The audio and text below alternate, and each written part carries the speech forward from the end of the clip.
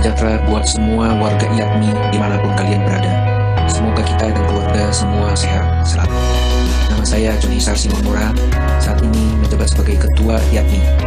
Saya sangat berbangga dengan inisiatif IATMI UK untuk mengadakan knowledge sharing bagi para mahasiswa dan profesional perminyakan Indonesia di masa saat semua orang bekerja dari rumah. Dan yang membuat saya bertambah kagum adalah seri maraton dengan materi tiap 2 hari. Saya berterima kasih kepada semua pengurus IATMI UK. Semoga bisa menjadi katalis buat komisariat lain untuk mengadakan acara serupa di masa depan. Saya juga berpesan di masa pandemi COVID-19, saya menghimbau, 1, agar semua anggota IATMI membiasakan diri untuk memakai masker jika Anda harus beraktivitas di luar. Yang kedua, biasakanlah untuk selalu mencuci tangan sebelum Anda memegang mulut, mata, ataupun hidung Anda. Dengan berbuat seperti itu, kita menjaga diri sendiri, menjaga orang lain, menjaga orang-orang yang kita kasihi. Selamat mengikuti dan mengambil manfaat dari acara ini. Jangan lupa untuk join Instagram IATMI Pusat dan Telegram Big IATMI. Sehat dan jaya selalu.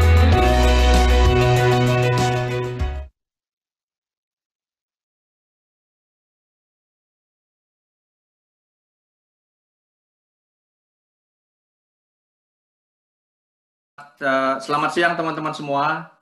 Saya Murah Beni Setiawan bersama Mas Puput, kemudian Bang Jackson, ada Bli Adi, dan semua teman-teman dari IATMI UK.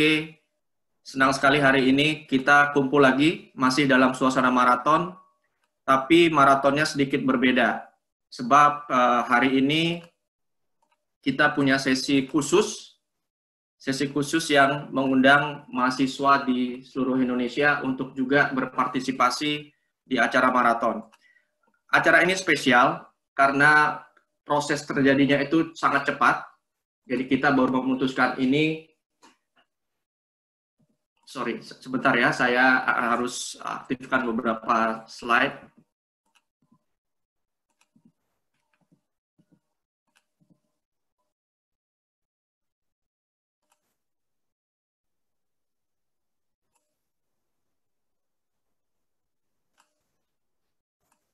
Oke, mohon maaf, saya harus aktifkan beberapa slide.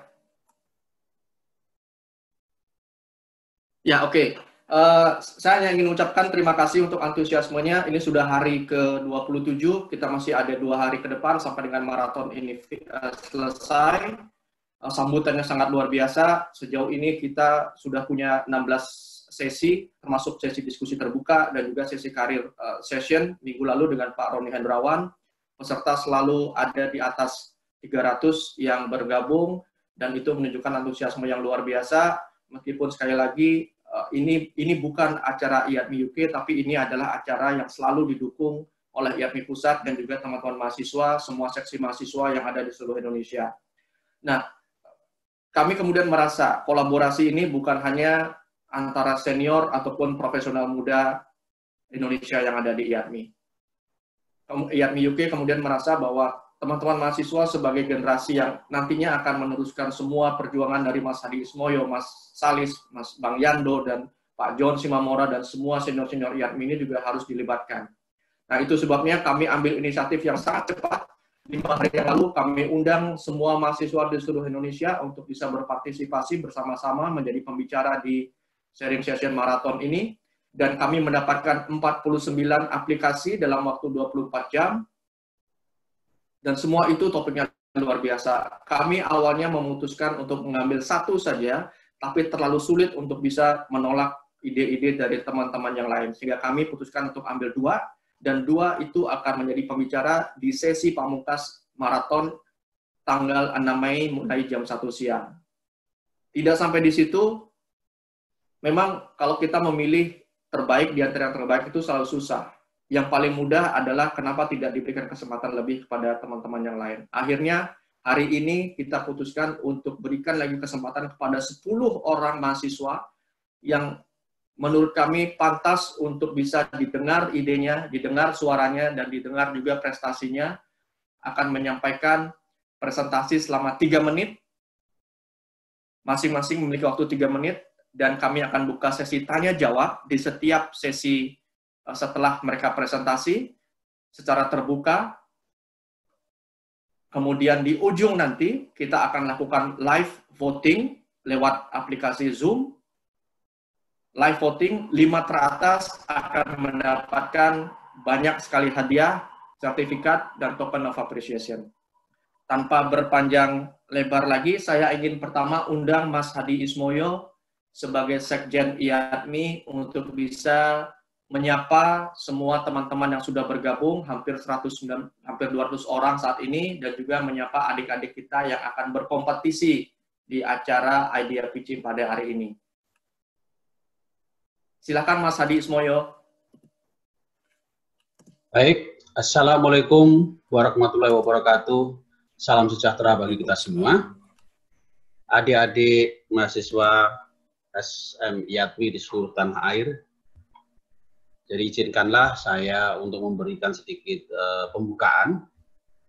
Ini adalah sesuatu yang bagus. Ini bukan terkait masalah competition di mana siapa yang menang dan siapa yang kalah. Tetapi bagaimana kita mengekspos ide kita. Itu yang paling penting. Kalian sebagai mahasiswa harus melakukan sesuatu yang berbeda dengan generasi-generasi sebelumnya. Kalian tidak boleh takut salah. Keluarkan semua ide-ide Anda, berikan yang terbaik untuk mengeluarkan semua pendapat Anda, sedemikian pendapat itu harus keluar. Kalau masalah salah, itu biarlah audien yang memilih, biarlah teman-teman sekalian yang memberikan masukan, biarlah para senior yang meluruskan mana yang benar dan mana yang salah. Tetapi sebagai generasi muda harus tetap semangat untuk mengeluarkan ide, harus kreatif, harus inovatif untuk menjawab tantangan industri migas di masa depan yang semakin kompleks. Kalian harus tetap tegar untuk selalu berinovasi dimanapun kalian berada. Itu saja dari saya, dan bravo untuk IATMI UK dan IATMI Pusat yang telah mengadakan kompetisi yang baik ini. Semoga kalian semua sukses selalu. Demikian dari saya, wabillahi taufiq wal hidayah. Assalamualaikum warahmatullahi wabarakatuh. Monggo, Ben. Terima kasih banyak Mas Hadi Ismoyo atas bakaran semangatnya. Memang Mas Hadi kalau sudah bicara ini selalu membakar. Jadi semoga kita makin semangat. Mas Hadi, saya harus sampaikan adik-adik ini dalam 3 kali 24 jam terakhir sejak mereka submit sampai dengan tadi jam 11 itu mendapatkan, saya sebutnya, pelatihan dan pendampingan intensitas tinggi. Setiap hari hampir 2 jam mereka habiskan bersama teman-teman IATMI UK untuk menyempurnakan semua proses presentasi dan juga bagaimana melakukan idea pitching. Jadi semoga teman-teman bisa mendapatkan manfaat tidak hanya pada saat presentasi, tapi proses yang teman-teman alami selama 3 kali 24 jam terakhir. Selanjutnya, Bang Yando. Saya ingin undang Bang Yando. Silakan Bang Yando. Terima kasih Benny. Assalamualaikum warahmatullahi wabarakatuh. Adik-adik sekalian, selamat datang di acara IATMI UK ini. Mas Benny, terima kasih kepada Mas Benny dan juga pengurus IATMI UK, Mas Puput, Mas Jackson. It's amazing, kita setelah sebulan dengan puluhan presentasi tiap 2 hari dan we come to the day. Ya. Adik-adik mahasiswa seperti Mas Hadi bilang tadi, tetap semangat. Oke, saya sendiri sudah merasakan 3 kali downturns. Oke, dari tahun yang krisis minyak tahun 97-98, 2008, 2014, dan yang saat ini. Oke, jadi jangan putus asa, tetap semangat, improve your skills at all times. Jangan cuma kalau bagus di minyak, jangan cuma di minyak, belajar something new, belajar saham, belajar bisnis, anything, ya. Dan terima kasih telah ikut Telegram IATMI. Telegram IATMI Training dan Big IATMI. Kita di sana akan selalu posting job vacancy jika ada informasi-informasi dunia migas dan lain-lain. Without further ado, Mas Benny, silakan dilanjut. Terima kasih sekali lagi dan tetap semangat ya adik-adik. Thank you. All the best. Good luck. Terima kasih Bang Yando atas sambutannya. Saya hanya ingin ingatkan besok akan ada training hydraulic fracturing dari IATMI Pusat yang akan diisi langsung oleh Bang Yando untuk mahasiswa dan dosen di Indonesia. Yang daftar sudah lebih dari 1.300 orang dan kita akan live stream juga besok. Jadi pada teman-teman mahasiswa yang hari ini bergabung dan ingin tahu apa itu hydraulic fracturing dan juga unconventional resources, silakan bisa bergabung dengan Telegram Big IATMI, ada di sana, silakan bergabung dulu dan semua informasi seperti yang Bang Yando bilang akan disampaikan di sana. Selanjutnya, saya nggak mau berpanjang lebar, karena ini sudah 221 orang juga yang ada di sini. Mas Benny? Yes, ya, silakan Bang Yando. I'm sorry, quick one. Ini sudah di-relay ke YouTube belum ya? Kebetulan kita ada kendala teknis tadi Bang Yando. Sebelumnya kita sudah coba, dan rupanya kendala itu muncul lagi. Jadi kita nggak bisa relay ini ke ya. That's okay. Yeah, thank you. Oke, saya akan lanjutkan dengan memperkenalkan. Ini adalah semua adik-adik kita yang sudah kita pilih 10 orang untuk bisa menyampaikan ide selama 3 menit masing-masing. Mereka datang dari berbagai perguruan tinggi di Indonesia. Dari 49 yang mendaftar, ada 14 perguruan tinggi yang berbeda, mulai dari Sumatera, Jawa, dan Indonesia Timur. Dan dari 10 orang yang dipilih, mereka berasal dari UPN Jogja, dari ITB Bandung, dari UI, dari Akamigas Cepu, kemudian dari Akamigas Palembang, ya, ada sekitar 5 perguruan tinggi. Saya hanya ingin ucapkan, teman-teman sudah berlatih selama 3 kali 24 jam terakhir, dan inilah saatnya keluarkan energi teman-teman, antusiasme, dan kalian adalah wakil-wakil dari generasi migas Indonesia di masa depan. Sudah siap semua? Oke, saya ingatkan sekali lagi, di ujung nanti akan ada live voting. Untuk memilih 5 yang teratas, mereka akan mendapatkan sertifikat dari IATMI Pusat, ada token of appreciation dari IATMI UK, mendapatkan uang buku yang disponsori oleh Digital Energy Asia, dan juga ada merchandise dari IATMI Pusat yang diberikan oleh Bang Yando dan juga Mas Hadi Ismoyo beserta jajaran pengurus pusat. Presentasi pertama saya akan berikan ke Mas Muhammad Mursalin dari Politeknik Palembang. Sebentar Mas Salin, ya, saya harus tune in slide dari Mas Mursalin. Somehow I have difficulties in changing the slide. I don't know why. Oke, Mas Muhammad Mursalin ini akan menyampaikan paparan selama 3 menit tentang perencanaan dan peran pigging di lapangan minyak tua. Setelah menyampaikan nanti selama 3 menit, saya akan buka sesi tanya jawab. Silakan digunakan fitur raise hand yang ada di Zoom. Kemudian nanti teman kami dari IATMI UK akan menonaktifkan mikrofon dari teman-teman yang bertanya. Kita hanya ada waktu 3 menit juga untuk Q&A, dan nanti di ujung juga akan ada Q&A untuk overall performance dari teman-teman ini. Mas Muhammad Mursalin adalah mahasiswa dari Politeknik Akamigas Palembang. 3 menit, Mas Mursalin, saya persilahkan mulai dari sekarang. Development Planning of Pigging Line, Mature Field. Hi, I am Muhammad Mursalin, representative of Politeknik Akamigas Palembang. Welcome to my idea pitch. Lebih dari 7% produksi migas di Indonesia disuplai oleh lapangan-lapangan migas yang sudah tua. Peluang dan tantangan yang dihadapi oleh perusahaan pengelola lapangan migas yang ialah bagaimana perusahaan tersebut dapat beroperasi lebih aktif dan efisien untuk menghambat laju penurunan produksi. Satu permasalahan yang sering dihadapi oleh perusahaan-perusahaan pengelola lapangan migas yang sudah tua ialah permasalahan kebutuhan pada pipeline. Permasalahan kebutuhan pada pipeline ini dapat menyebabkan terjadinya loss production opportunity yang dapat menyebabkan kerugian pada perusahaan pengelola lapangan tersebut. Salah satu metode yang sering digunakan pada industri hulu migas dalam penanganan permasalahan kebuntuan ini ialah metode pipeline inspection gauge atau metode PIG. Metode pigging ialah metode pembersihan deposit yang terdapat di dalam pipeline yang menghambat proses produksi oil and gas. For your info, salah satu teknologi instrumen pipeline inspection gauge yang terbaru digunakan saat ini ialah teknologi Intelligence Pipeline Inspection Gauge. Intelligence PIG dapat melakukan dua pekerjaan dalam satu waktu, yaitu pembersihan deposit di dalam pipeline sekaligus melakukan inspeksi untuk mengetahui kemungkinan terjadinya kerusakan pada pipeline tersebut.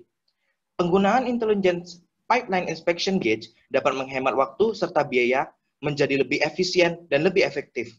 Dalam identifikasian permasalahan kebuntuan pada pipeline, terdapat beberapa data yang diperlukan untuk perencanaan pengembangan pigging line, seperti data hasil gas analysis, data aktual dari wall thickness peralatan dan piping, serta data keekonomian dalam perencanaan pembangunan, apakah layak atau tidak untuk dilanjutkan. Setelah data tersebut kita dapatkan, selanjutnya dilakukan analisis pengamatan yang komprehensif agar kita mendapatkan pemecahan permasalahan yang paling efisien. Mungkin terbesit dalam pikir rekan-rekan sekalian, apa sih pentingnya perencanaan pigging line ini? Perencanaan pigging line ini sangatlah penting untuk dilakukan, terkhusus bagi lapangan-lapangan migas yang sudah tua. Mengapa? Karena lapangan-lapangan migas, khususnya yang sudah tua, rentan sekali mengalami permasalahan kebuntuan pada pipeline. Ini dikarenakan umur penggunaan pipeline yang sudah tua. Oleh karena itu, dengan melakukan perencanaan ini, kita dapat menjaga fasilitas produksi agar lebih tahan lama, mencegah sejak dini permasalahan yang dapat terjadi, dan dengan analisa yang komprehensif, kita dapat meningkatkan probabilitas kesuksesan perencanaan pengembangan ini. This is my idea pitch. Thank you for your attention. Terima kasih atas kesempatannya. Oke, kita berikan applause untuk Mas Muhammad Mursalin. Di sana ada fitur untuk bisa kasih applause supaya ini jadi meriah. Karena kalau saya nonaktifkan audionya jadi rame banget. Saya akan buka pertanyaan, sesi pertanyaan untuk Mas Muhammad Mursalin. Silakan gunakan fitur raise hand. Saya akan tunggu beberapa saat. Mas Muhammad Yusuf. Muhammad Yusuf.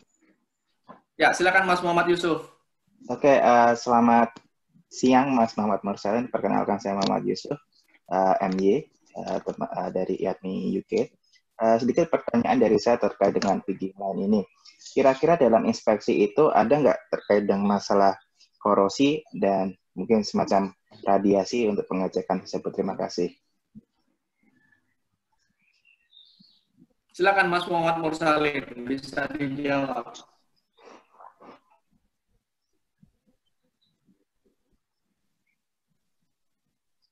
Mas Muhammad Mursalin?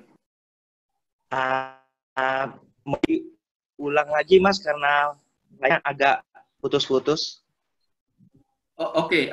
Tadi kalau saya tangkap pertanyaannya Mas MY adalah tentang deteksi radiasi, betul Mas MY ya? Ya, deteksi radiasi dan korosi seperti itulah intinya. Masalah pengotor-pengotor yang terdapat dalam planning ini apakah disertakan dalam pigging line seperti itu? Setahu Mas Mursalin gimana?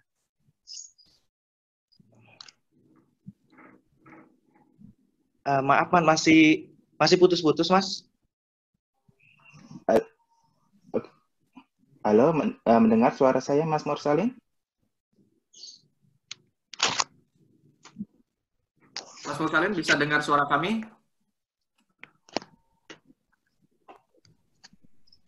Oke, kalau begitu Mas MY barangkali bisa Ya, bisa beli, tapi putus-putus beli. Oh, putus-putus. Untuk Mas Mursalin, untuk deteksi korosi dan deteksi radiasi, bagaimana kaitannya dengan proses pigging ini? Oh, oke. Baik, terima kasih atas pertanyaannya. Pertanyaannya bagus sekali. Oke, bagaimana cara untuk mendeteksi korosi pada proses pigging? Oke, pada teknologi instrumen yang saat ini digunakan, yaitu Intelligent Pipeline Inspection Gauge, terdapat instrumen-instrumen yang dapat mengecek inspeksi pipeline yang terdapat di dalamnya. Jadi pada saat apa sih kelebihan Intelligent Pipeline Inspection Gauge ini di dalam penggunaan metode pigging, yaitu Pipeline Inspection Gauge Intelligent dapat digunakan tanpa harus melakukan shoot-in pada pipeline, sehingga dapat beroperasi walaupun pada saat produksi masih berjalan. Oke, dan selanjutnya, penggunaan Intelligent Pipeline Inspection Gauge dapat melakukan inspeksi pipa, sekaligus membersihkan deposit yang terdapat di dalamnya. Ini sangat efisien, baik secara waktu maupun biaya. Apakah itu menjawab pertanyaannya, Mas? Ya, Mas makasih. Oke, ada satu penanya lagi, karena cukup banyak, jadi saya izinkan satu lagi dari Realme.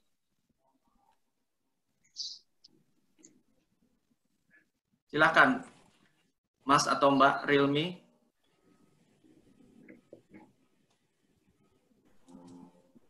Oke, sepertinya nggak jadi bertanya.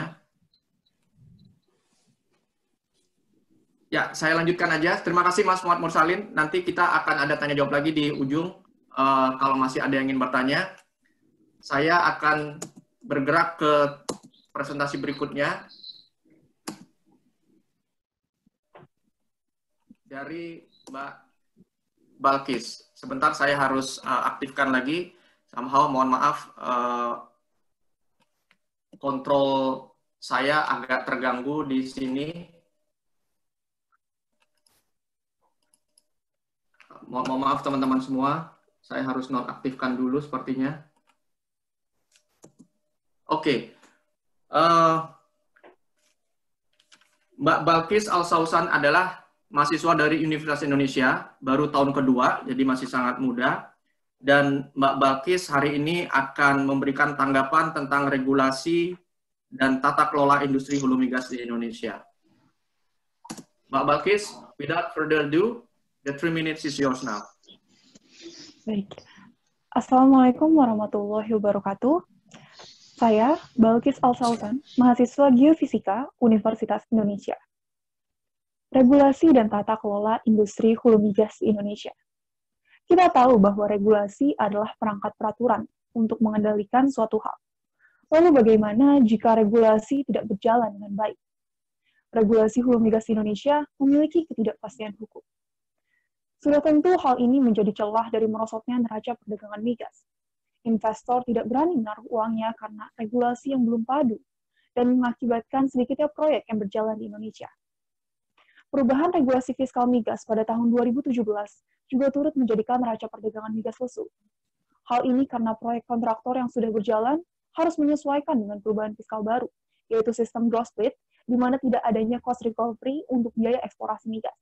Sehingga kontraktor harus melakukan pertimbangan ulang terhadap proyek eksplorasi migas yang sudah berjalan.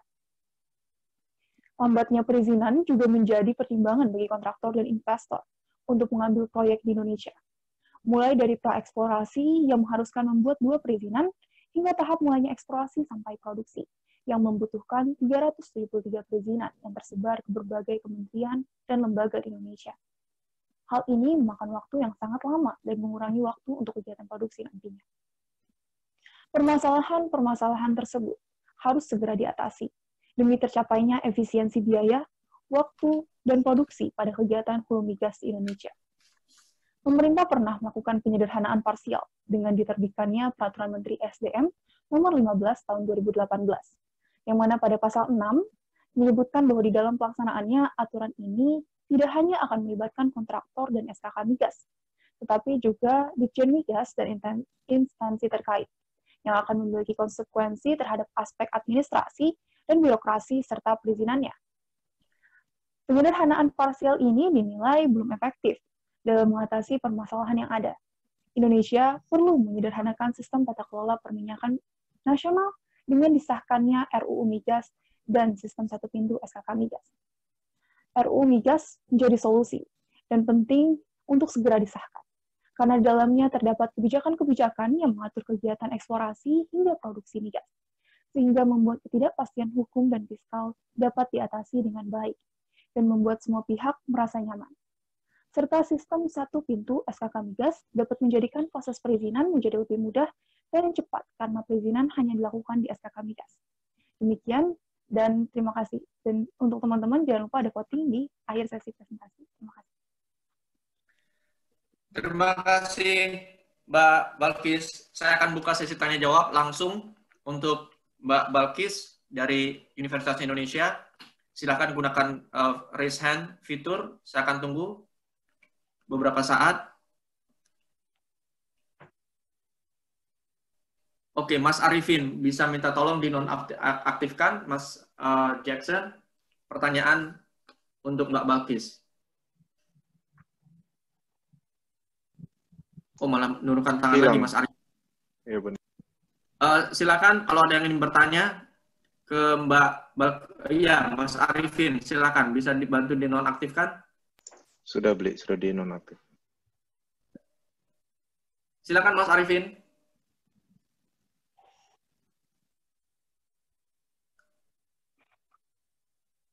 Mas Arifin. Oke, kalau belum aktif, saya ingin tanya satu hal, Mbak Balkis. Kalau dari sisi fiskal, menurut Mbak Balkis, apa yang sudah dilakukan pemerintah saat ini?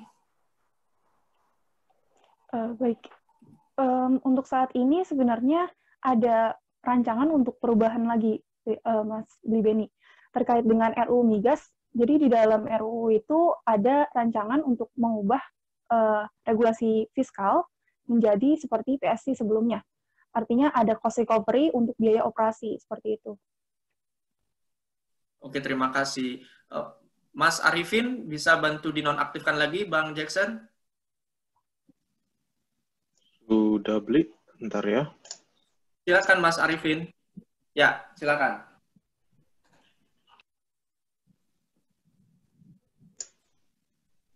Halo Mas Arifin.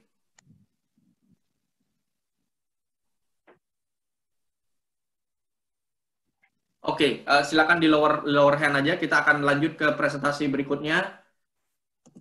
Dari Mas Muhammad Rizky Al, mahasiswa dari UPN Veteran Yogyakarta.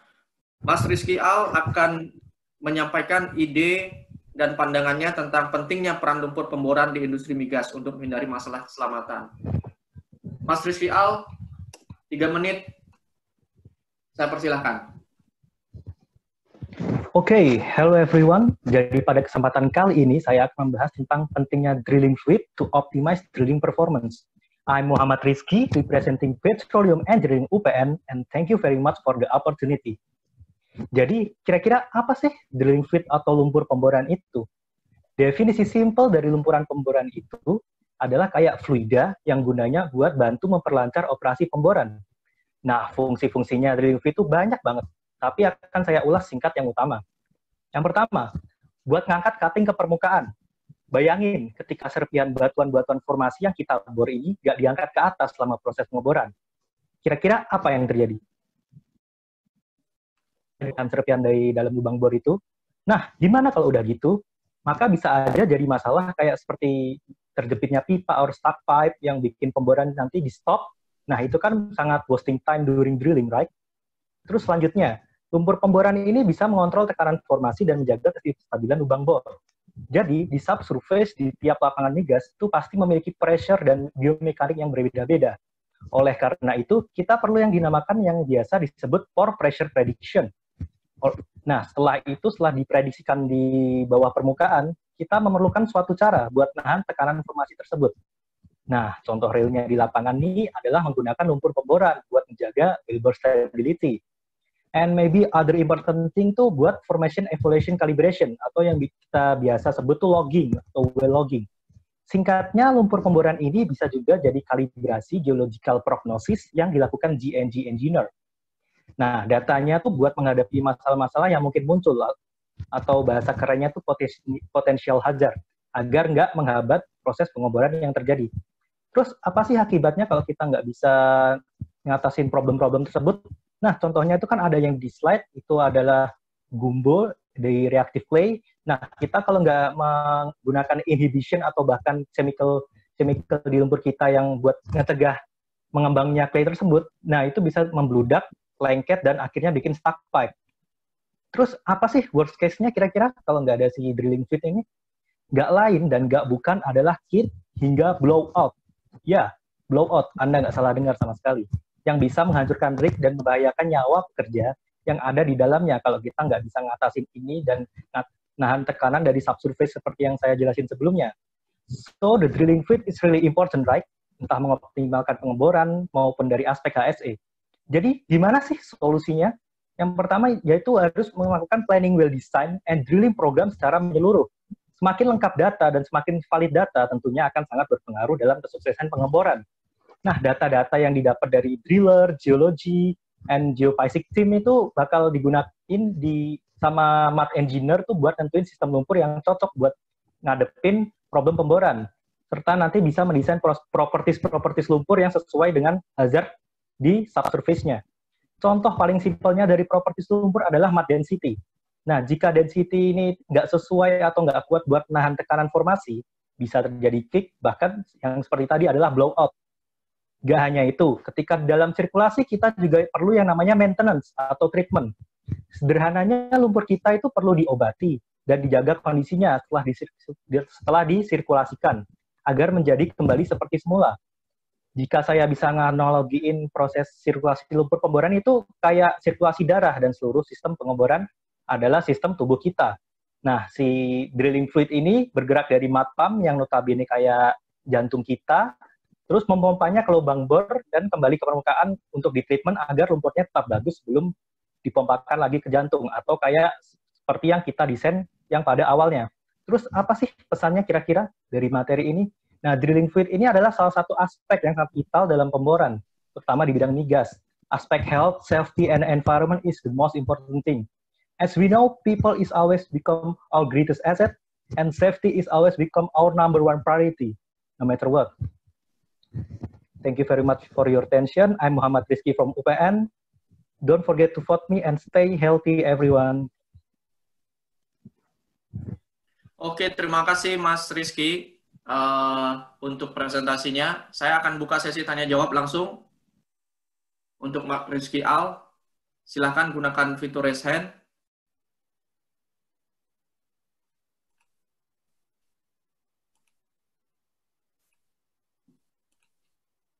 Ada yang mau bertanya?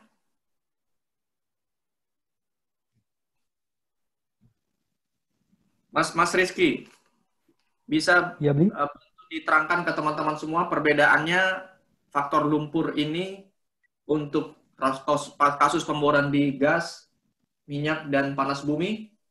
Itu apa, Mas? Oh, untuk perbedaan di migas dan panas bumi ya? Thank you for the question, Bli. It's very good question. Kalau beda, sebenarnya tuh hampir sama. Cuman metodenya yang berbeda. Misalnya tadi kan di di lapangan migas itu buat hole cleaning atau membersihkan lubang bornya itu angkat cuttingnya ke permukaan.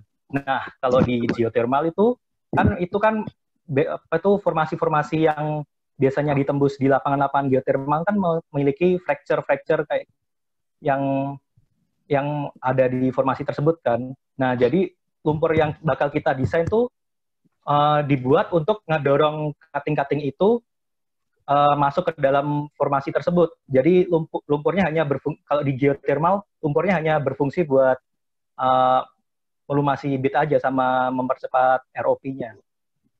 Jadi kurang lebih seperti itu sih. Kalau ada follow up question silakan. Silakan Mas Malun Lana Alamsyah untuk bertanya. Baik, terima kasih kesempatannya. Saya mau bertanya, dari sekian banyak mud properties, kira-kira mud properties apa yang paling diperhatikan? Sebutkan satu aja dan apa alasannya. Terima kasih. Terima kasih Mas Alamsyah. Silakan Mas Rizky. Dari sekian banyak mud properties, apa yang paling penting diperhatikan? Ya, kalau menurut saya sendiri adalah mud density atau mud weight. Nah, kan kalau di subsurface itu ada namanya formation pressure dan formation fracture pressure, atau kalau dalam bahasa Indonesianya tuh tekanan formasi dan tekanan rekah formasi. Nah, misal kita di bawah tekanan formasi, nah itu bisa terjadi kick, bahkan blowout. Nah, itu sangat kerugiin banget kan kalau buat kita, entah dari aspek di rig-nya, aspek dari pengebornya, bahkan keselamatan orang-orang bisa terancam juga kan. Nah, kalau misalnya lumpur yang kita buat itu pressure hidrostatiknya atau tekanan hidrostatisnya yang berasal dari mud wake tadi di atas di tekanan rekah formasi, nah itu bakal bikin formasinya pecah dan membuat lumpur kita hilang. Nah, kayak kita tuh misalnya sebagai mud engineer kayak sia-sia dan itu sangat wasting money karena lumpur kita ada masuk dalam formasi. Kalau dalam istilah lapangannya namanya loss circulation. Mungkin seperti itu. Jika ada follow-up question, silahkan Mas Malun. Oke, terima kasih Mas Rizky. Selanjutnya Mas Victorius Kevin.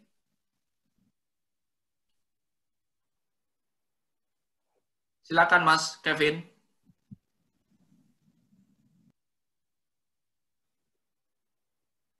Bisa bantu dinonaktifkan?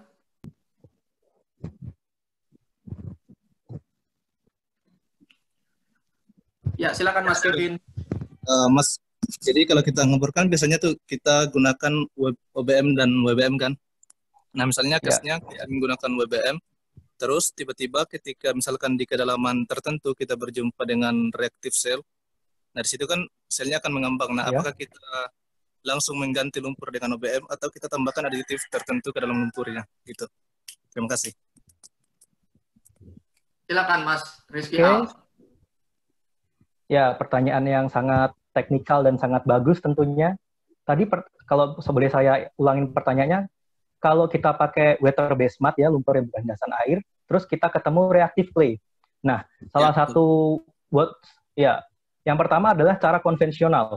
Nah, cara konvensional ini adalah menggunakan aditif-aditif yang buat menginhibit clay. Salah satunya yang sangat populer itu yang dipakai sampai sekarang itu ada potassium chloride atau KCl polimer yang dipadukan dengan KOH sebagai alkalinity controlnya. Nah, jika kalau ada gumbo, kita juga bisa pakai namanya drilling detergent. Tiap perusahaan ada namanya beda-beda. Misalnya kalau di Halliburton itu ada namanya Condet, atau kalau di MI Swaco tuh drilling detergent itu namanya DD. Nah, itu drilling detergent tuh kalau buat ngatasin gumbo tadi, nah itu tuh kayak surfaktan, jadi kayak mengurangi tegangan antar mukanya. Jadi kayak bahasa kasarnya tuh bitnya tuh dicuci. Nah, selain dari hal itu, kalau yang dari KCl polimer tadi, memang karena ada pertukaran ion, jadi clay-nya tuh nggak bisa mengembang. Mungkin ada yang masih belum jelas. Oke, terima kasih Mas Rizky Al. Kita ada satu pertanyaan lagi, tapi kalau bisa singkat aja, Mas Bagus Agung Satria bisa bantu dinonaktifkan sebelum kita akan lanjut ke Muhammad Rizky Amrullah. Silakan singkat, Mas Rizky Al juga bisa menjawabnya dengan singkat. Terima kasih. Silakan. Baiklah, saya ingin bertanya. Dalam sistem pengembaraan itu bisa terjadi namanya loss circulation. Jika terjadi loss circulation, apa saja sih yang kita harus lakukan? Oke. Terima kasih atas pertanyaannya. Pertanyaan yang sangat bagus juga. Jadi, ada dua kondisi. Yang pertama, loss circulation karena ulah kita sendiri atau bukan karena dari formasi. Misalnya, density lumpur kita atau mud wake kita tuh ngelebihin tekanan rekah formasi. Nah, gimana sih solusinya? Tentu aja tuh caranya buat ngencerin mudnya atau mengurangi density-nya biar nggak loss circulation lagi. Terus yang kedua itu berasal dari formasi. Nah, biasanya tuh formasi-formasi yang bikin loss circulation gede banget itu adalah karbonat. Itu bisa partial losses sampai total loss. Nah, caranya gimana sih? Yang pertama itu menggunakan LCM atau loss circulation material. Jadi itu semacam bridging agent yang kayak itu tuh chemical yang gunanya buat nutup zona loss tadi, zona yang bikin lumpur kita hilang tadi. Yang kedua, kalau loss-nya kita itu udah nggak incurable atau udah nggak bisa diperbaikin lagi, kita bisa menggunakan yang namanya blind drilling. itu hanya menggunakan air dan jadi kayak lumpurnya sengaja kita bikin hilang. Jadi kayak semisal ini tuh di offshore tuh cadangannya banyak banget kan, jadi ngebornya cuma pakai seawater. Mungkin seperti itu. Terima kasih Mas Rizky Al. Kita masih, jangan lupa nanti di ujung akan ada voting, popular vote. Bisa di vote teman-teman yang sebelumnya juga, Mas Mursalin, Mbak Balkis, dan sekarang Mas Rizky Al. Saya akan lanjut ke feature berikutnya, Mas Muhammad Rizky Amrullah. Mas Muhammad Rizky adalah mahasiswa dari Institut Teknologi Bandung, dan Rizky akan memberikan pandangannya terkait peran dan potensi MEOR untuk peningkatan produksi migas. Mas Rizky, silakan bisa dimulai. Oke, terima kasih atas kesempatannya. Saya Muhammad Rizky Amrullah dari Perminyakan ITB. Salah satu tantangan utama yang lumrah dihadapi oleh industri migas di Indonesia yaitu adalah mayoritas lapangan minyak yang ada di Indonesia merupakan termasuk mature fields atau lapangan tua, di mana sekitar 60-70% dari seluruh lapangan minyak yang ada di Indonesia merupakan lapangan tua. Bahkan 90% lapangan yang dikelola oleh PT Pertamina EP, totalnya 90% merupakan lapangan tua. Bisa dilihat pada gambar bahwa yang dimaksud dengan lapangan tua adalah lapangan yang telah memasuki fase natural decline, di mana tekanan reservoir sudah menurun seiring berjalannya produksi hingga cukup rendah dan tidak mampu lagi untuk mengangkat hidrokarbon ke permukaan secara natural. Sehingga diperlukan metode salah satunya IOR untuk memaksimalkan produksi minyak yang masih tersisa di dalam reservoir atau biasa kita sebut dengan remaining oil reserves. Lalu selanjutnya dengan kondisi terkini di mana harga minyak yang kemarin sempat negatif dan kondisinya sekarang masih stagnan di angka belasan hingga 20-an US dollar per barrel, sangat sulit untuk mengembangkan studi IOR yang banyaknya kini terfokus di CO2 maupun chemical, khususnya di Indonesia, karena itu cukup memakan biaya, pun apalagi melakukan eksplorasi. Di sisi lain, tingginya potensi IOR membuat ia masih menjadi pilihan utama untuk meningkatkan recovery factor dan tentunya menambah produksi minyak negara yang akhirnya bisa meningkatkan revenue untuk negara kita. Sebelum bisa diaplikasikan, tentunya metode ini pun harus mencari yang paling economically visible untuk dapat diaplikasikan. Maka dari itu, alternatif yang bisa dilakukan yaitu adalah dengan MEOR atau microbial IOR, dengan injeksi mikroba yang bisa dibilang masih sangat kurang dilirik pengembangannya di Indonesia. Mungkin bisa dihitung jari lapangan-lapangan di Indonesia yang benar-benar sudah mengimplementasikan MEOR di dalamnya. Bahkan dengan segudang potensinya. Apa saja? Yang pertama, MEOR merupakan metode IOR yang paling murah. Di saat harga minyak yang hanya 10 US dollar per barrel, MEOR ini masih sangat ekonomis untuk digunakan. Lalu yang berikutnya, MEOR pun jauh lebih bersahabat dengan lingkungan jika dibandingkan dengan chemical yang tentunya memiliki unsur kimiawi tertentu, apalagi dengan isu global warming, climate change yang sangat menjadi perbincangan di dunia saat ini. Lalu, selain itu, metode ini juga bisa diaplikasikan untuk single wells maupun multiple wells, sehingga sangat direkomendasikan untuk menggunakan metode half and puff, di mana yaitu menggunakan satu sumur yang sama sebagai produser sekaligus injektor, sehingga tidak harus menambah sumur infill injeksi maupun membuat pattern tertentu, sehingga akhirnya dapat menghemat biaya. Layaknya harta karun yang terus digali, dengan semakin banyaknya studi mendalam mengenai aplikasi MEOR, khususnya di Indonesia, niscaya dapat menjadi solusi untuk kembali mendongkrak pundi-pundi emas hitam negara kita. Hopefully, the hidden gem is now can be seen. Sekian, semoga bermanfaat dan terima kasih. Saya Muhammad Rizky Amrullah dari ITB. Jangan lupa untuk vote di akhir. Terima kasih, Mas Kiki Amrullah. Silakan, saya buka penanya. Mbak Cindy, ada Mbak Cindy dari Malaysia. Silakan Mbak Cindy. Ya, pertanyaan saya sih simpel. Tadi kan udah dikasih tahu positif aspeknya sebenarnya banyak banget ya untuk MEOR ini. Tapi kenapa Indonesia masih belum banyak aplikasinya? Pasti ada negatif aspeknya ya. Bisa dijelaskan mengenai itu, Mas Rizky? Terima kasih. Oke, terima kasih banyak atas pertanyaannya Mbak Cindy.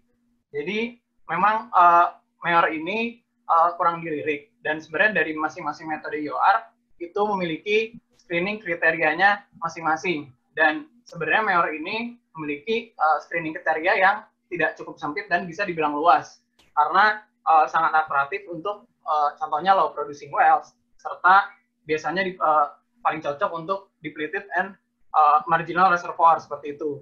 Untuk penyebabnya mungkin karena kurangnya studi yang diakibatkan riset yang dilakukan itu harus melibatkan interdisciplinary, di mana harus melibatkan teman-teman dari mikrobiologi juga untuk melakukan riset terkait microbes dan nutrients apa yang paling efektif untuk digunakan, serta simulatornya pun setahu saya masih sedikit, masih belum banyak, dan uncertainty-nya pun secara economic validation dan juga aplikabilitas untuk lapangannya perlu masih dipelajari lebih lanjut lagi, seperti itu. Terima kasih Mas Kiki atas jawabannya yang lugas. Masih ada pertanyaan lagi barangkali dari teman-teman peserta?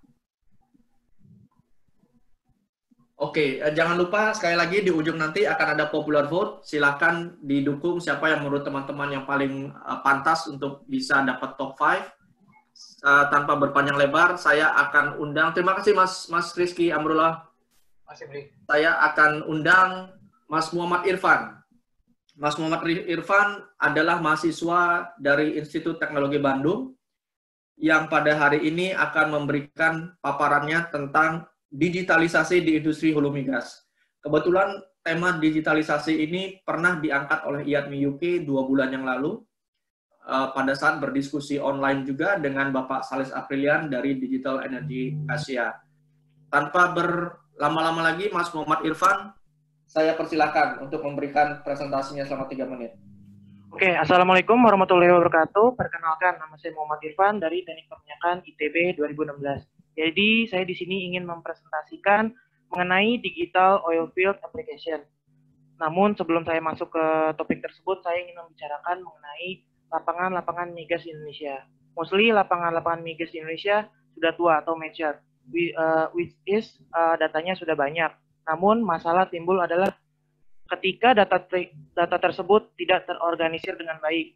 Hal itu bisa menyulitkan engineer dalam segi data availability, data quality, dan bisa saja data tersebut dalam format yang menyulitkan engineer. Hal ini bisa berdampak kepada bertambahnya waktu, biaya, dan high loss oil opportunity. Contohnya adalah ketika saya ingin mendevelop suatu reservoir model dan data yang saya miliki itu kurang atau tidak cukup, maka itu akan menghasilkan model yang high uncertainty-nya tinggi, sehingga itu mendorong saya untuk melakukan studi kembali untuk mendapatkan data tersebut, dan itu akan memakan biaya dan waktu yang bisa mencapai 6-12 bulan.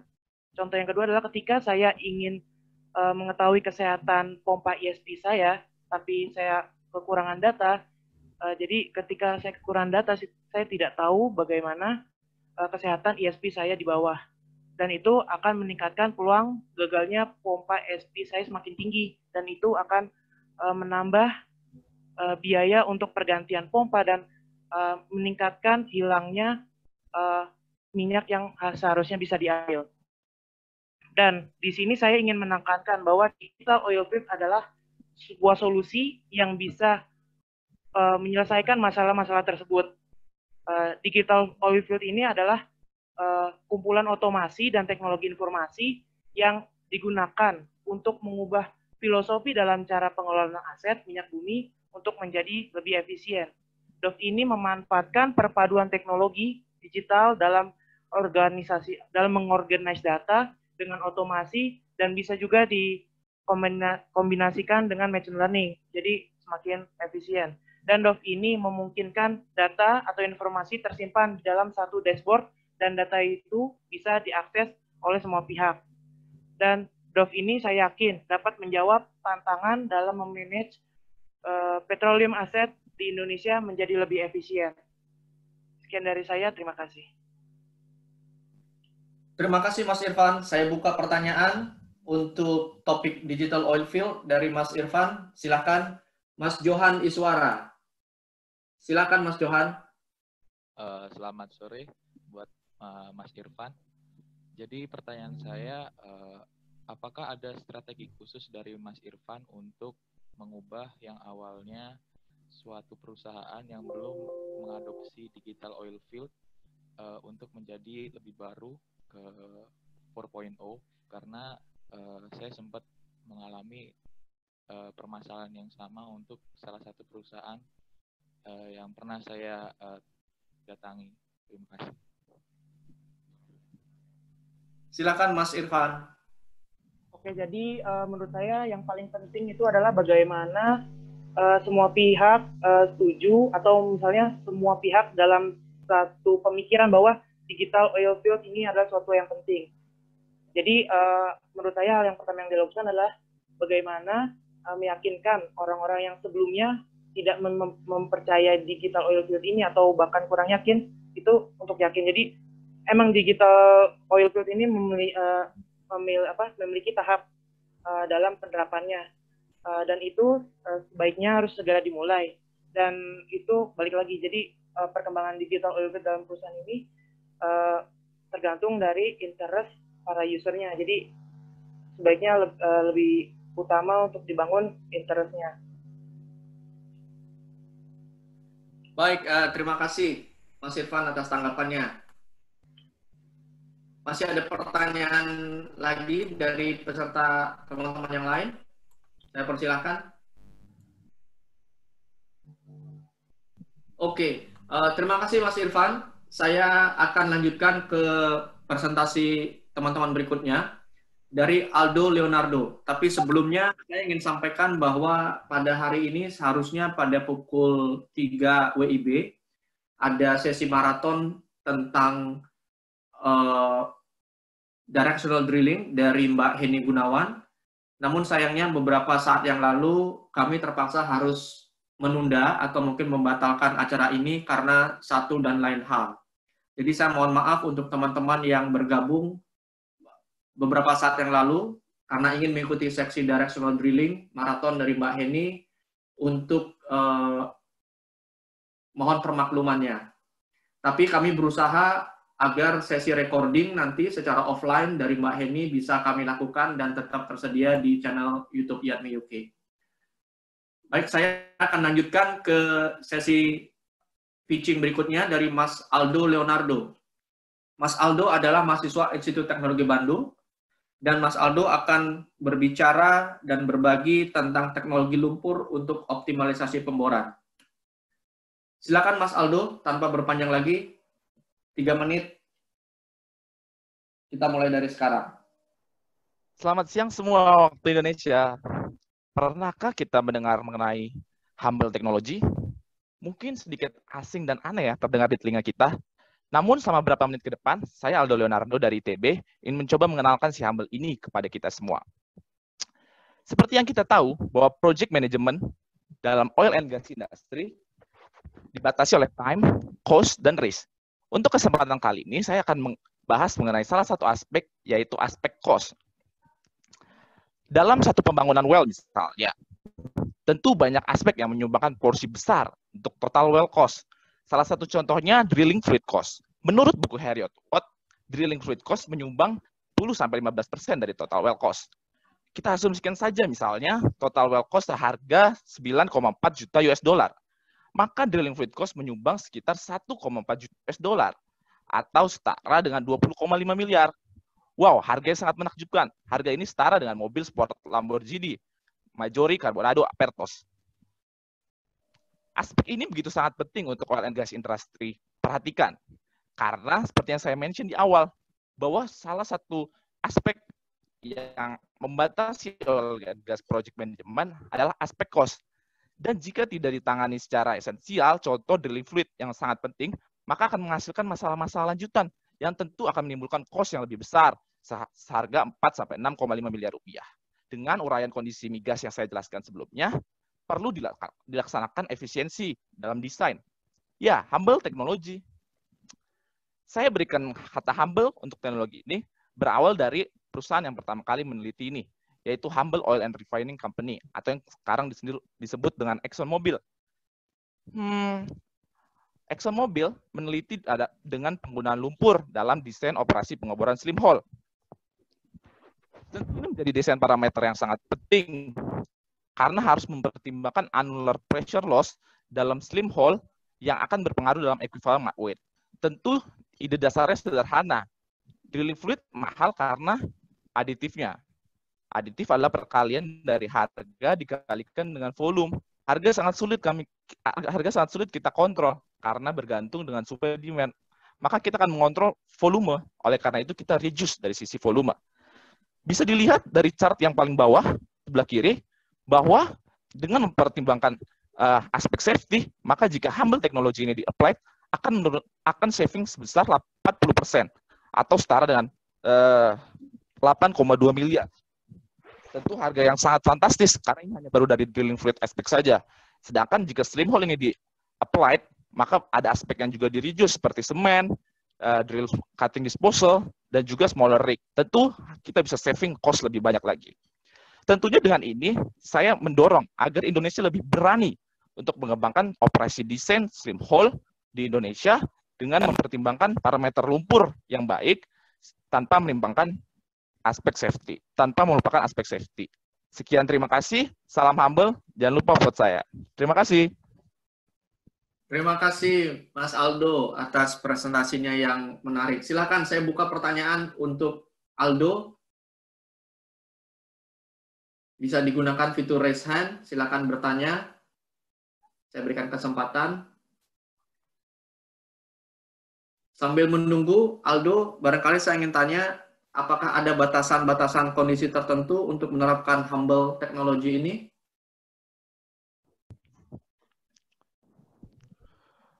Oke, terima kasih Bli Beni atas pertanyaannya. Pertanyaannya saya ulang lagi, apakah ada batasan-batasan tertentu untuk pengembangan slim hole ini? Teknologi slim hole ini pada ide dasarnya adalah menggabungkan sebenarnya dua aspek penting atau ide penting, yaitu aspek di sini untuk reduce volume slim hole, yaitu reduce volume, dan juga aspek untuk desain dari drilling mat itu sendiri. Berdasarkan referensi yang sudah saya baca, yaitu sudah saya cantumkan juga di slide dari Eni Lari di tahun 2006, tentunya teknologi ini harus dipertimbangkan dengan penting dalam sisi aspek seperti apakah kedalaman sumber itu berapa dalam, kemudian apakah aditif-aditif matnya apakah sesuai dengan kondisi sumur. Jadi tetap kita mempertimbangkan aspek safety dalam sini. Untuk batasan-batasannya mungkin tergantung case by case kita lihat, tapi tidak ada batasan yang fix mengenai teknologi ini karena ini bisa di-applied di setiap lapangan, tapi kita harus mempertimbangkan aspek safety seperti kedalaman sumur yang akan berpengaruh kepada fracture, pressure, dan tekanan yang kita tembus, yang kita lawan untuk melawan drilling mat kita, dan aspek safety lainnya. Begitu, Bli. Terima kasih, Mas Aldo. Silakan, saya masih tunggu ada pertanyaan. Dan sekali lagi, jangan lupa nanti di ujung akan ada live voting untuk memilih 5 terbesar, akan mendapatkan banyak hadiah dari IATMI Pusat dan juga IATMI UK, beserta sponsor dari Digital Energy Asia. Saya mau undang Mas Junus Ramadhani untuk bertanya. Silakan Mas Junus. Untuk Mas Aldo, mungkin simpel aja sih sebenarnya pertanyaannya. Untuk prinsip humble teknologi ini dapat digunakan di industri perminyakan Indonesia tidak? Terima kasih. Itu aja. Silakan Mas Aldo. Maaf Mas, sedikit putus-putus tadi, bisa diulangi pertanyaannya? Apakah humble ini bisa diterapkan di Indonesia? Oke, terima kasih pertanyaannya. Apakah teknologi humble ini bisa diterapkan di Indonesia? Sebenarnya kurang lebih pertanyaannya sama seperti sebelumnya. Untuk kasus di Eni Lari 2006 ini mungkin papernya tidak membahas secara langsung di daerah Indonesia.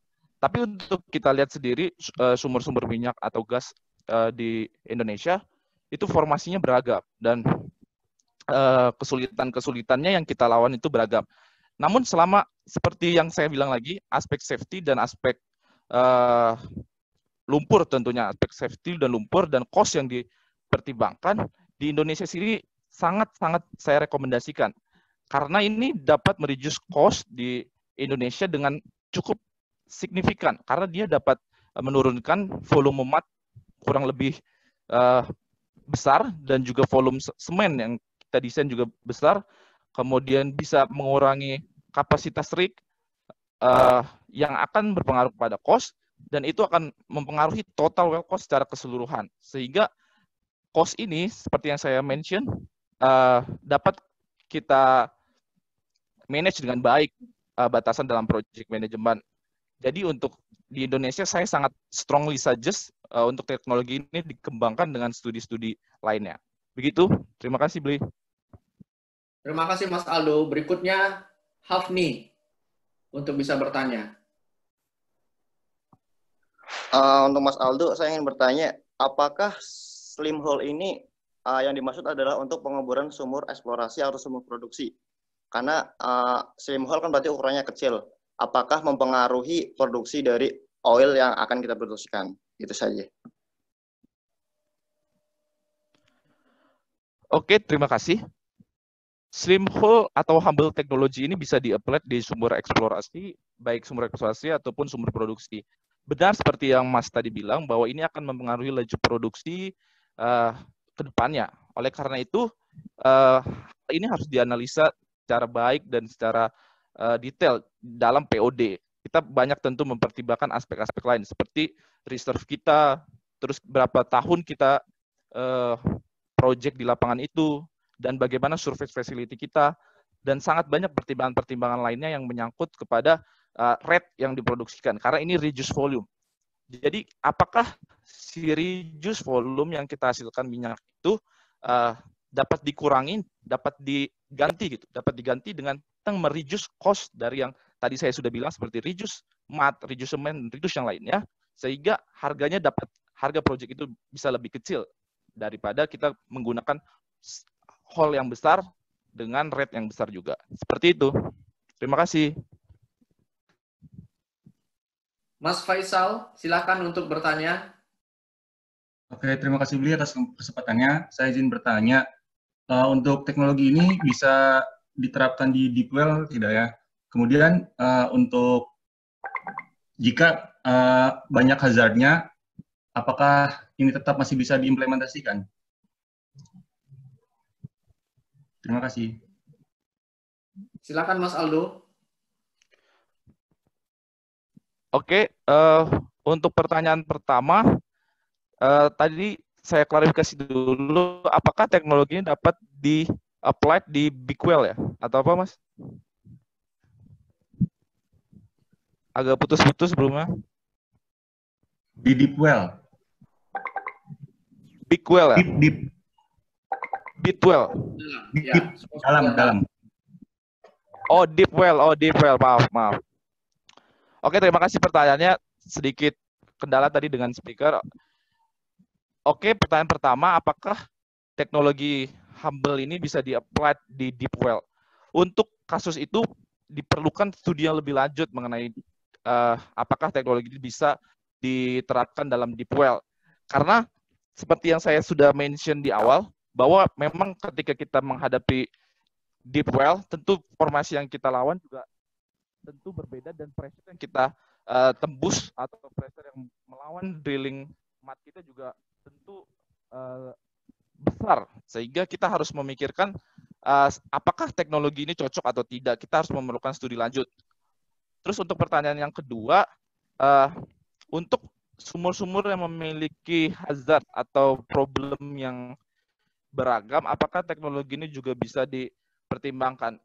Menurut referensi yang saya sudah cantumkan tadi di paper NLRI 2006, untuk parameter drilling fluid, teknologi ini itu ada beberapa aditif-aditif yang sesuai dan sudah disesuaikan dengan kondisi berbagai macam drilling hazard. Dan oleh karena itu, beberapa kunci yang saya sudah tadi tunjukkan di dalam slide, contohnya annular pressure loss itu, annular pressure loss akan reduce significantly karena itu reduce viscosity-nya juga. Oleh karena itu ada beberapa aditif yang cocok dan sudah ada di dalam paper itu. Jadi untuk masalah-masalah dalam fluida pemboran, lumpur fluida pemboran, itu bakal ada drilling hazard-nya dan ada aditif untuk men-tackle permasalahan itu. Jadi sudah disesuaikan sehingga humble teknologi ini bisa untuk diterapkan pada sumur yang banyak memiliki masalah. Sekian jawaban saya, Beli. Terima kasih. Terima kasih Mas Aldo, terima kasih teman-teman semua atas pertanyaannya ke teman-teman mahasiswa di sini. Kita sudah setengah jalan, dan sekali lagi untuk yang teman-teman baru bergabung, saya harus sampaikan bahwa sesi Directional Drilling Marathon yang semestinya berlangsung jam 9, yang dibawakan oleh Mbak Heni Gunawan, terpaksa harus kami tunda atau kami batalkan karena satu dan lain hal yang tidak di luar kendali kami semua. Jadi saya akan lanjutkan dengan presentasi berikutnya dari Anissa Amalia. Mbak Anissa adalah mahasiswi dari Universitas Gadjah Mada di Yogyakarta yang hari ini akan mendorong anak-anak muda untuk membangun startup di hulu migas. Idenya menarik dari Mbak Anissa. Tanpa berpanjang lebar, Mbak Anissa, saya persilakan untuk 3 menit dari sekarang. Baik, halo, saya Anissa. Let's start by talking about money. Ketika kebanyakan dari kita ingin bekerja di perusahaan-perusahaan oil and gas multinasional seperti Shell, Chevron, dan Schlumberger, berapa sih banyak income yang ingin kita raih as engineer position misalnya? Mari kita gunakan base scenario. As international mobile engineer, rata-rata memperoleh 1 hingga 2 miliar rupiah per tahun. Terdengar banyak ya teman-teman, but let's compare. Kalau teman-teman mendengar kata startup, mungkin tidak asing dengan ketiga brand ini, Gojek, TikTok, dan Google. Startup adalah perusahaan rintisan yang di era industri 4.0 ini diasosiasikan dengan perkembangan masif teknologi. Gojek misalnya, CEO Gojek sebelumnya punya kekayaan sekitar 1,4 triliun rupiah per tahun, dengan asumsi predikat unicorn. Itu saja sudah 1000 kali lipat lebih banyak daripada menjadi international mobile engineer ya. Karena nilai ekonomi ini, tidak heran jika 54% dari generasi Z di US ingin memiliki startup company mereka sendiri. Maka sudah seharusnya jika kita sebagai Gen Z di oil and gas industry memiliki semangat ini juga. Dan sekarang mari kita lihat bagaimana sih potensi startup di industri migas. Apakah sektor ini masih futuristik? Jawabannya bisa yes, bisa juga no. Di sebelah pojok kiri teman-teman bisa melihat grafik hasil proyeksi dari EIA. Di bagian kiri terlihat jika ada high-tech di oil and gas industry, maka hingga 2050, kurva produksi kita masih aman untuk memenuhi demand. Tapi di grafik paling kanan terlihat jika tidak ada high-tech di sektor ini, maka sektor renewable energy akan sangat mungkin menggantikan posisi oil and gas industry. Ya, perkembangan teknologi akan menjadi kunci. Dan karena itu, startup di industri ini mutlak diperlukan. Lalu bagaimana cara memulainya? Pertama, yang perlu kita lakukan adalah menemukan masalah yang paling kita kuasai, entah itu bidang technical, financial, maupun policy. Kapan harus memulainya? Sekarang, jika teman-teman ingin membangun startup. Selanjutnya, kita akan perlu invest waktu untuk deep learning, sehingga menghasilkan solusi yang outlier ataupun anti-mainstream, dan mampu untuk diimplementasikan. Membutuhkan waktu 4 hingga 10 tahun. But let's see, the most latest step, which is selling time. Untuk memperoleh modal, kita dapat melakukan pitch ideas seperti yang saat ini sedang kami lakukan. Bedanya, ini dilakukan kepada hadapan para investor. Contoh case-nya, Company X lama membuat decision karena data dan hasil mereka tersebar di mana-mana. Solusinya, virtual assistant, seperti yang dilakukan oleh salah satu company bernama hellonice.io, yang bisa menjawab pertanyaan teknis seperti, tolong tunjukkan profil produksi di lapangan A. Lalu seketika muncullah gambar profil produksi tanpa perlu menghubungi bagian terkait. Contoh lain, company Y menghabiskan banyak anggaran untuk pengadaan aset. Solusi, sharing aset bisnis, seperti yang sudah dilakukan oleh Rixis Company. Konsepnya mirip dengan sharing ekonomi yang dilakukan oleh Gojek. Bedanya ini adalah tentang sharing aset drilling. Menarik bukan teman-teman? Kita juga bisa kok. Saya Anissa, semoga menginspirasi dan selamat berinovasi. Don't forget to vote me. Thank you. Wah, luar biasa. Ini sangat melegakan karena saya pikir ide dari Anissa Amalia ini mungkin bisa menjadi sesuatu yang teman-teman pikirkan di kedepannya. Saya mau buka pertanyaan langsung. Silakan. Pertanyaan untuk Anissa Amalia bisa digunakan fitur raise hand.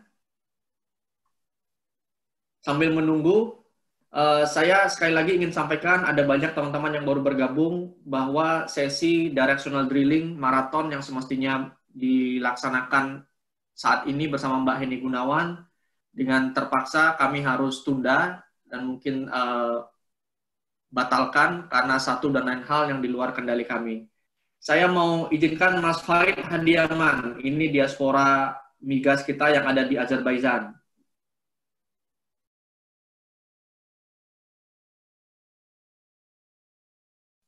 Silakan Mas Farid.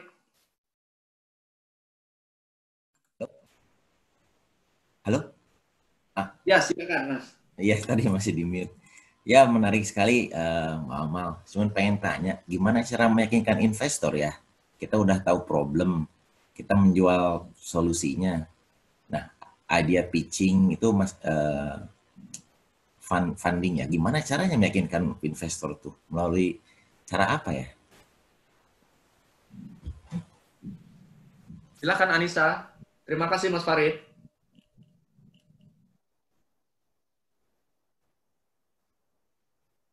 Anissa?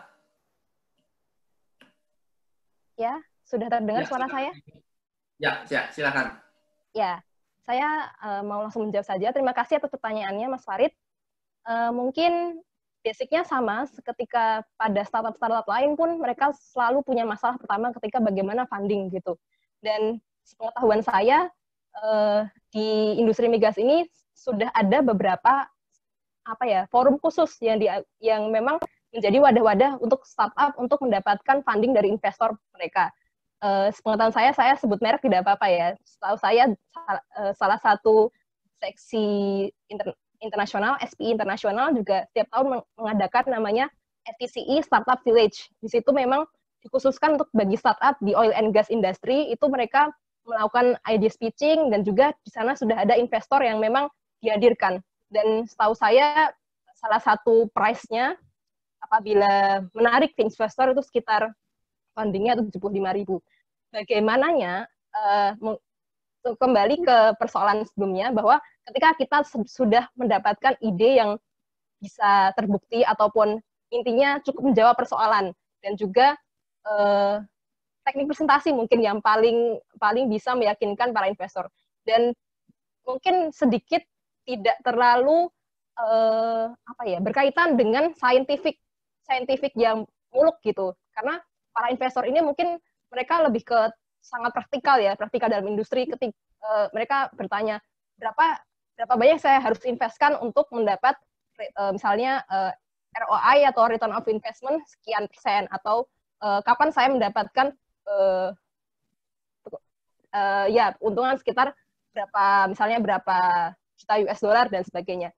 Itu bergantung bagaimana kita menyajikan presentasi, dan menurut saya yang kunci yang setelah saya sampaikan sebelumnya adalah ide itu kita harus outlier. Kedua, kita sudah lakukan riset, tentunya butuh 4-10 tahun, dan itu saya rasa adalah waktu yang worth untuk bisa menghasilkan teknologi maupun ide yang bisa kita jual kepada para investor. Begitu mungkin jawaban dari saya. Apabila ada follow up question ataupun pertanyaan lain, silahkan. Terima kasih. Terima kasih Anissa. Saya mau ke Mas Alamsyah sekarang. Silakan Mas Alamsyah. Oke, baik. Terima kasih Mas Benny. Untuk Mbak Anissa, langsung konkretnya aja Mbak. Dari ide Anda ini, pernah dipikirkan nggak kalau untuk migas, startup migas ini, itu lebih efektif yang kemana? Ke upstream atau ke downstream? Terima kasih. Oh ya, oke. Baik, terima kasih sebelumnya Mas Alamsyah atas pertanyaannya. Pertanyaan bagus sekali. Kalau saya suruh memilih salah satu, sepertinya sedikit kurang adil gitu menurut saya. Karena saya pikir dari mulai upstream, midstream, sampai downstream, tiga-tiganya sangat mungkin untuk kita memberikan punya peluang menjadi startup company. Contohnya tadi saya sudah sebutkan Rixis. Rixis adalah contoh yang di bidang hulu migas, karena dia menjadi istilahnya Gojek versi sharing asset drilling yang itu digunakan di hulu migas. Tapi contoh lain juga banyak, misalnya dia lebih ke bidang chemical. Dia memberikan monitoring secara langsung ke bagian chemicalnya teknologi chemical yang misalnya dia diinjeksikan atau maupun untuk refinery proses itu sendiri. Dan jadi mungkin apakah efektif dilakukan di semua sektor? Saya yakin jawabannya iya, karena ini tidak lagi ada batasan apakah harus di downstream, upstream maupun midstream. Seperti itu. Terima kasih. Jika ada pertanyaan follow up, silahkan. Silakan Mas Alamsyah. Oke, baik. Ini kan terkait, kalau kita bicara startup ini kan kita terkait dengan data yang kita pakai. Nah, itu kan kaitannya dengan big data ya. Kalau misalnya kita ke downstream, mungkin lebih kita ke survei masyarakat. Tapi kalau kita ke upstream, itu lebih ke data-data technical yang which is itu lebih classified gitu. Yeah. Nah, itu gimana cara menghandle-nya gitu, Mbak? Khususnya kalau yang di upstream. Kalau kita bicara tadi yang drilling, sharing drilling, itu kan kita lebih ke arah ke third party-nya kan. Jadi kita mencari beberapa third party, terus mereka men-selling apa, menjual produk apa yang kita kumpulkan dalam satu startup. Tapi kalau misalnya ada permasalahan-permasalahan yang muncul dalam oil company itu sendiri, nah itu gimana caranya kita mapping? Memang kita mungkin sekarang terbantukan dengan data seperti IHS ya, contoh IHS itu kan datanya kan sudah cukup banyak ya, mungkin kita bisa mengolahnya dari situ gitu. Tapi apakah bisa seperti itu? Oke, terima kasih. Ya, oke. Ini pertanyaan yang menarik ya. Mungkin jauh sebelum saya bicara tentang startup ini, tadi teman saya sudah menyinggung tentang digital oil field ya, dari Muhammad Irfan dari ITB. Ini sebenarnya berkaitan. Hal pertama yang harus kita mengerti dari startup ini adalah paradigma yang berbeda, teman-teman, dan para profesional sekalian juga hadir di sini. Jadi mungkin sama asumsinya seperti Gojek. Gojek tadi menggantikan ojek konvensional. Banyak yang protes, banyak yang merasa wah ini tidak adil, tidak benar, dan banyak yang istilahnya terkejut gitu. Tapi pada akhirnya banyak juga yang mendapatkan manfaatnya. Ini adalah analogi sederhana yang bisa kita adopsi juga terutama di industri hulu migas, terutama yang berkaitan dengan data-data upstream misalnya. Salah satunya yang saya ketahui ya, salah satu startup yang juga berkecimpung di sana tuh yang tadi saya sebutkan, hellonice.io. Bisa di searching sendiri. Saya sudah juga menyediakan di slide sebelumnya ada yaitu link yang mungkin bisa untuk teman-teman bisa klik-klik sendiri. Di situ ada beberapa bahan referensi. Hellonice.io adalah salah satu perusahaan, saya lupa asal mana, kalau salah sekitar India atau sekitarnya, dia itu semacam dari Google Assistant yang dia tuh difasilitaskan kepada salah satu perusahaan tertentu, dan untuk menghemat bagaimana kita tuh memperoleh data itu atau data secara cepat gitu. Jadi misalnya kurva produksi, kita butuh kurva produksi di lapangan A, apakah dia itu naik, turun, atau statik gitu. Dan itu biasanya atau hal-hal lain yang lebih teknikal dan lebih biasanya membutuhkan waktu lama, itu bisa dipercepat dengan adanya virtual assistant seperti hellonice.io ataupun virtual assistant yang lainnya. Itu adalah salah satu, saya pikir adalah cara sederhana ya, tidak perlu terlalu harus datanya harus interconnected lalala gitu, tidak, tapi ada beberapa hal-hal kecil sederhana yang bisa kita efisienkan waktunya. Efisiensi waktu tentu akan menjadi efisiensi finansial dan seterusnya. Saya pikir begitu, Mas Alamsyah, apakah sudah menjawab gitu?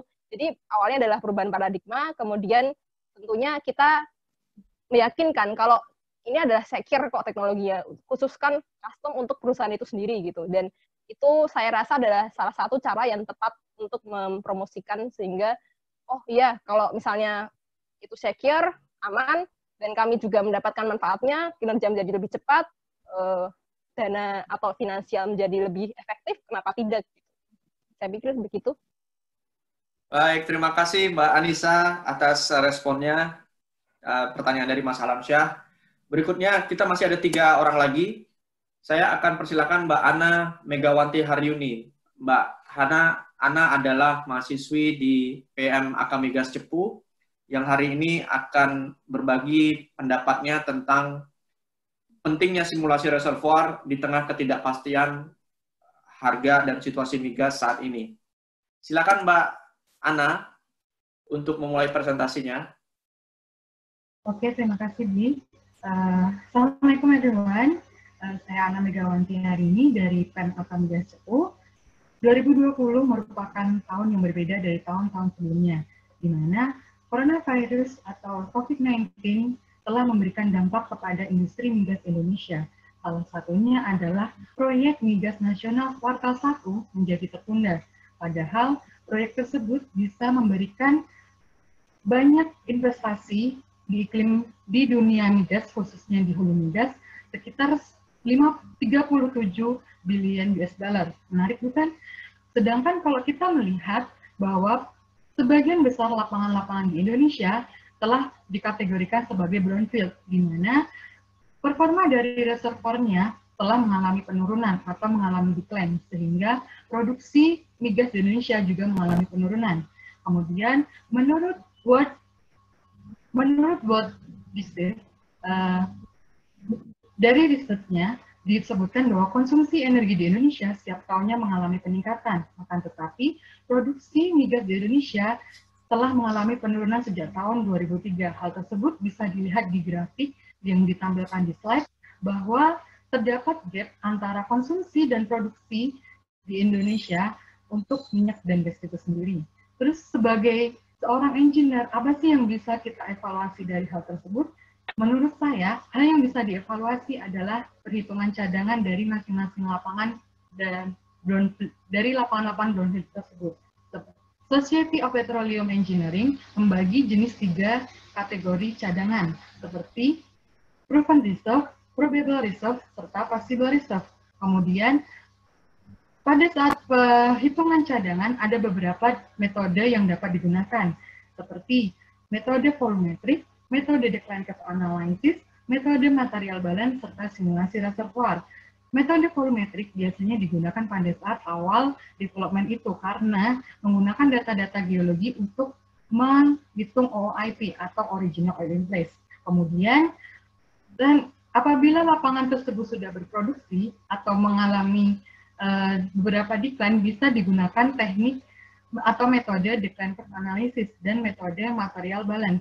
Kemudian apabila kita menggunakan metode simulasi reservoir, banyak data yang harus diinput dan modelingnya harus sesuai dengan kondisi reservoir agar didapat reserve yang sesuai dengan lapangan tersebut. Kemudian apabila kita sudah memiliki data cadangan tersebut, kita bisa melakukan development plan dari sebuah lapangan tersebut. Misalnya mau dilakukan EOR atau melakukan workover, well service, kemudian bisa mengetahui infill well untuk penambahan selanjutnya, bahkan bisa mengetahui desain surface facility untuk nantinya optimalisasi di produksi migas. Sehingga produksi migas di Indonesia bisa mengalami peningkatan, serta gap antara konsumsi dan produksi migas di Indonesia mengalami penurunan. Oke? In the end, reserve is the greatest aspect of the future development plan. So be disciplined to calculate the reserve. And also we are work from home. Stay healthy and productive everyone. Sekian dari saya. Wassalamualaikum warahmatullahi wabarakatuh. Terima kasih banyak Mbak Ana. Saya persilakan teman-teman untuk bertanya menggunakan fitur raise hand. Saya tunggu beberapa saat.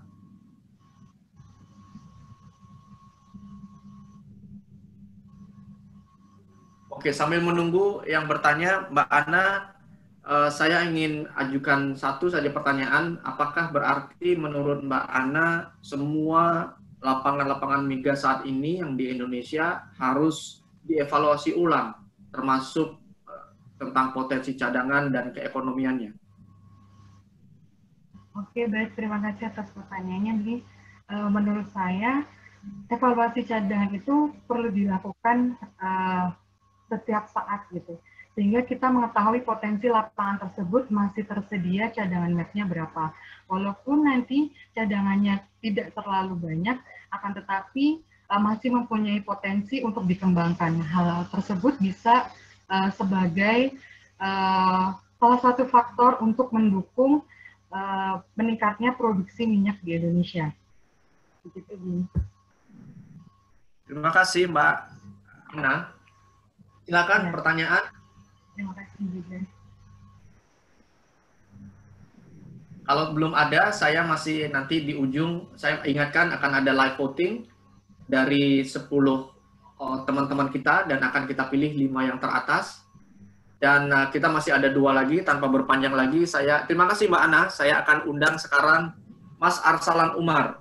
Mas Arsalan Umar adalah mahasiswa Universitas Pertamina dan hari ini akan berbagi tentang drilling, tapi dari aspek non-teknis. Jadi semua persiapan yang terjadi sebelum eksekusi pemboran itu dimulai.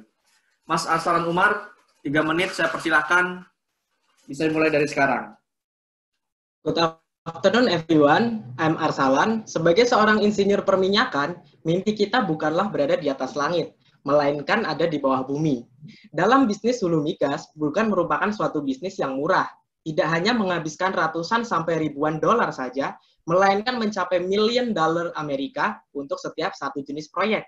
Pernahkah Anda terpikir bagaimana jadinya jika tidak ada badan atau lembaga yang mengevaluasi dan mengawasi proyek jutaan dolar tersebut? Tentunya keefisienan proyek tidak akan tercapai. Itulah salah satu fungsi dari SKK Migas untuk melakukan pengawasan dan mengevaluasi laporan AFE yang diajukan oleh perusahaan.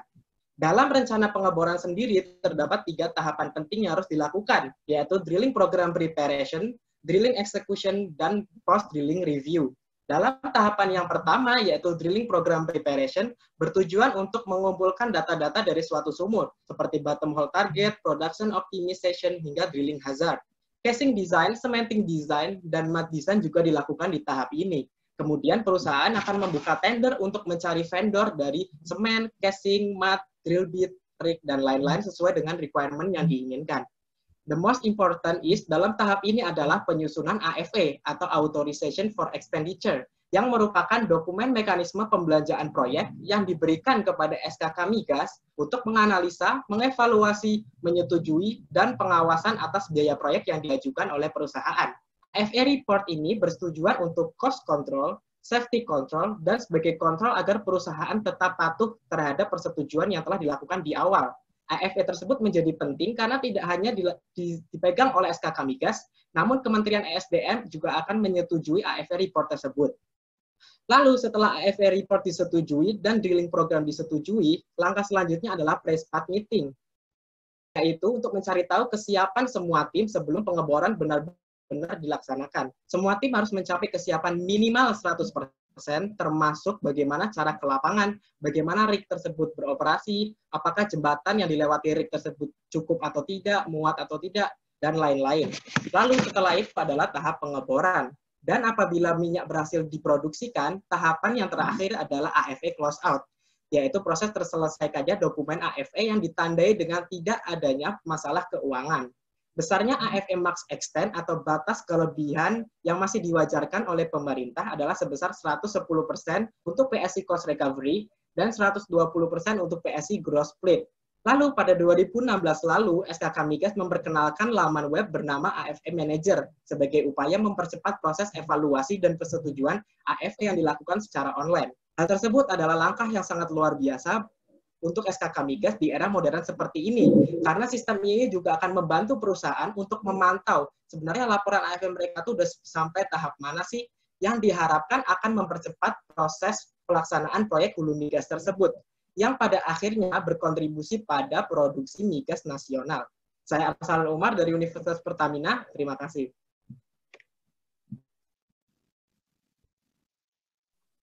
Terima kasih Mas Arsalan Umar, presentasinya luar biasa. Saya kembali mengundang teman-teman untuk bertanya ke Mas Arsalan Umar terkait aspek non-teknis dari drilling. Saya persilahkan, oh tadi sudah ada Mbak Dias, tapi kemudian diturunkan lagi tangannya. Saya persilahkan untuk bertanya.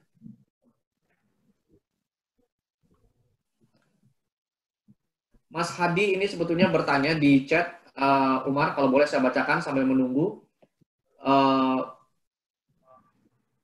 Bagaimana kemudian Umar melihat aspek sosial yang juga sering menjadi tantangan tersendiri pada saat operasi pemboran, misalkan isu-isu sosial di masyarakat terkait lahan dan segala macam. Bisa ditanggapi Mas Arsalan Umar?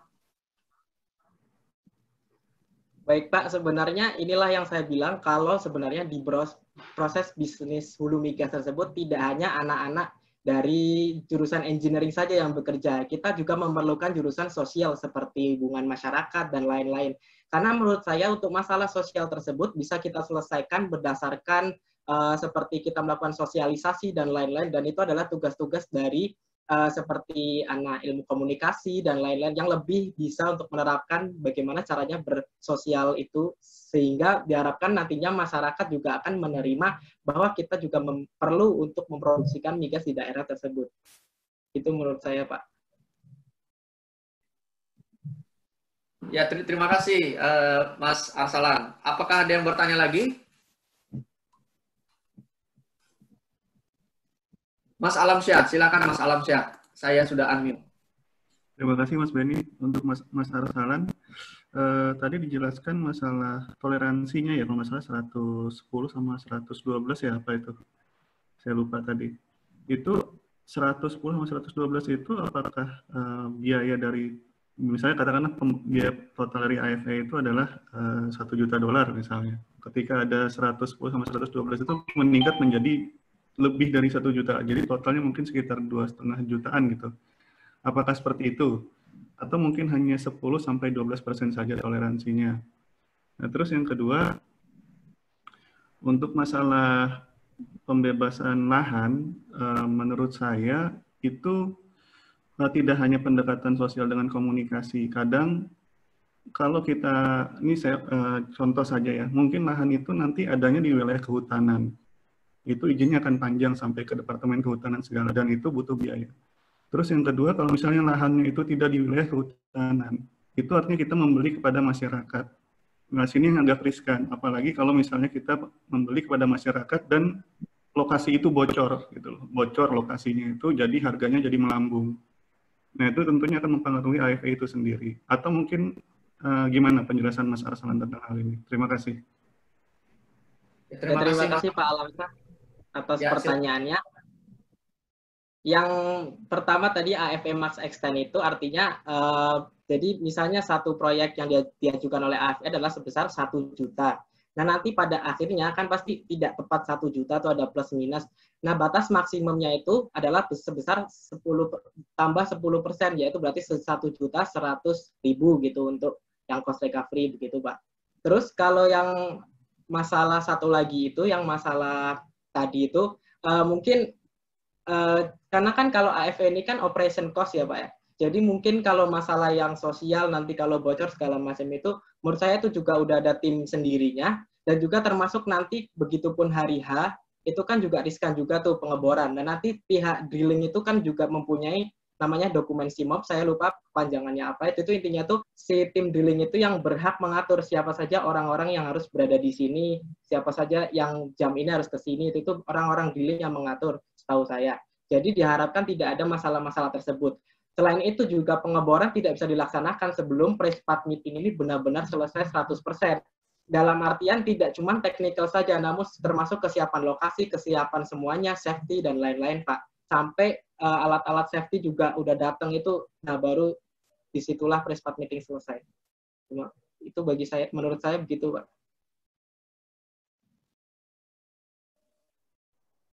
Oke, terima kasih Mas Arsalan. Luar biasa ininya penjelasannya, cukup tegas dan lugas juga. Belum ada penanya lagi. Sambil menunggu, saya akan lanjut ke, terima kasih Mas Arsalan Umar. Kita akan live voting beberapa saat lagi. Masih ada satu mahasiswa lagi yang akan berbagi idenya dan pandangannya. Kali ini adalah Mas Fikri Fatah Firdaus dari Teknik Geodesi Universitas Gadjah Mada. Mas Fikri akan memaparkan dalam 3 menit peran dari ilmu atau bidang geodesi di industri migas. Mas Fikri, 3 menit, bisa kita mulai dari sekarang. Terima kasih telah bergabung. Mari kita mulai sesi kali ini. Suatu hari, Anda akan bertemu dengan teman Anda, Joko, di suatu jalan. Setelah tiba di jalan itu, lalu Anda menelpon. Halo Joko, kamu di mana?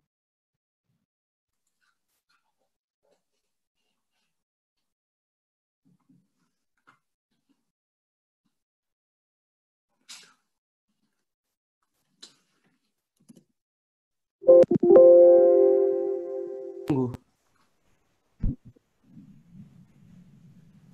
Lihat, Anda telah membuat Joko lebih mudah untuk menemukan Anda.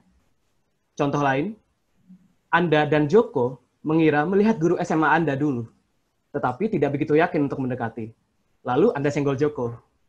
Oh, itu Pak Panut bukan ya? Guru SMA fisika kita dulu. 10 meter arah jam 3. Oh iya benar, itu Pak Panut. Ayo kita sapa beliau. Selamat, sistem koordinat polar sudah menjadi bagian dalam hidup Anda. See, that's the power of position. Position is the art to tell where the thing is. So, why does the position matter? Seperti contoh yang sudah saya sebutkan, prinsip yang sama juga kita terapkan dalam industri oil and gas. We define position precisely, seperti mengukur, mengolah, visualize dengan output seperti precise position, shipment routes, navigation, maritime boundaries, serta informasi seperti datum transformation, bathymetric profiling, seabed imagery, pipeline works, tides prediction, and etc. Precise position menuntun kita ke hasil kerja yang lebih baik, lebih aman, dan juga efisien. Otherwise, we could be led to disaster. Karena ciri khas dari oil and gas industry ialah high risk, high tech, and high cost. Kemudian, apa sih impact dari positioning dalam case in oil and gas? Let me give you an example. Berdasarkan interpretasi data seismik suatu blok migas di Natuna, ditemukan banyak struktur geologi secara mayor dan minor. Kemudian, geodetic engineer ditugaskan untuk menemukan lokasi titik pengeboran di lokasi itu pada koordinat sekian dengan sistem proyeksi tertentu.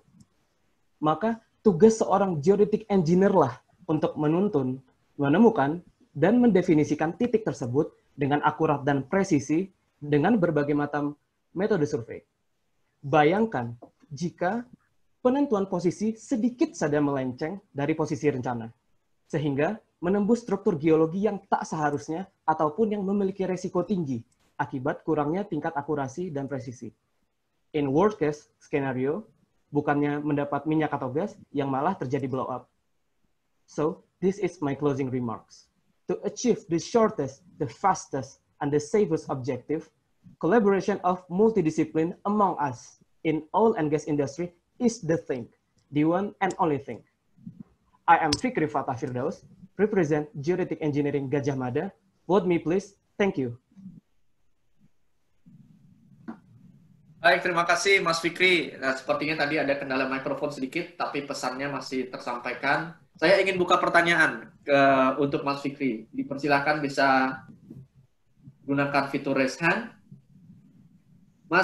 Miss Bahul Hayat, saya bantu unmute sekarang. Silakan. Ya, perkenalkan saya Miss Bahul dari Universitas Indonesia. Saya ingin bertanya, mungkin tadi Anda menjelaskan bahwa peran ilmu geodetik di gas ini itu mungkin hanya bisa digunakan di konvensional oil and gas, karena kita di geodesi itu cuma bisa lihat dari struktur geologinya. Apakah ilmu geodesi ini bisa diterapkan di unconventional oil and gas atau sekian? Silakan Mas Fikri. Oke, terima kasih atas pertanyaannya. Saya akan jawab secara general. Begini Mas, menurut saya semua bidang disiplin ilmu kita itu memiliki keterkaitan dengan perannya masing-masing yang saling support. Dengan contoh yang saya sebutkan tadi, kami mendapat data yang berkolaborasi dengan ahli geologi, ahli geofisik, dan data-data yang lain untuk menentukan suatu lokasi. Nah, lokasi itu fungsinya adalah untuk keamanan kita bersama, untuk mencapai tujuan, untuk safety reason, untuk cost, untuk efisiensi, begitu. Nah, saya kira juga hal tersebut dapat diterapkan juga di unconventional gitu. Soalnya, kalau menurut saya, itu adalah bentuk dari kolaborasi dari geoscience secara umum. Terima kasih. Terima kasih, Mas.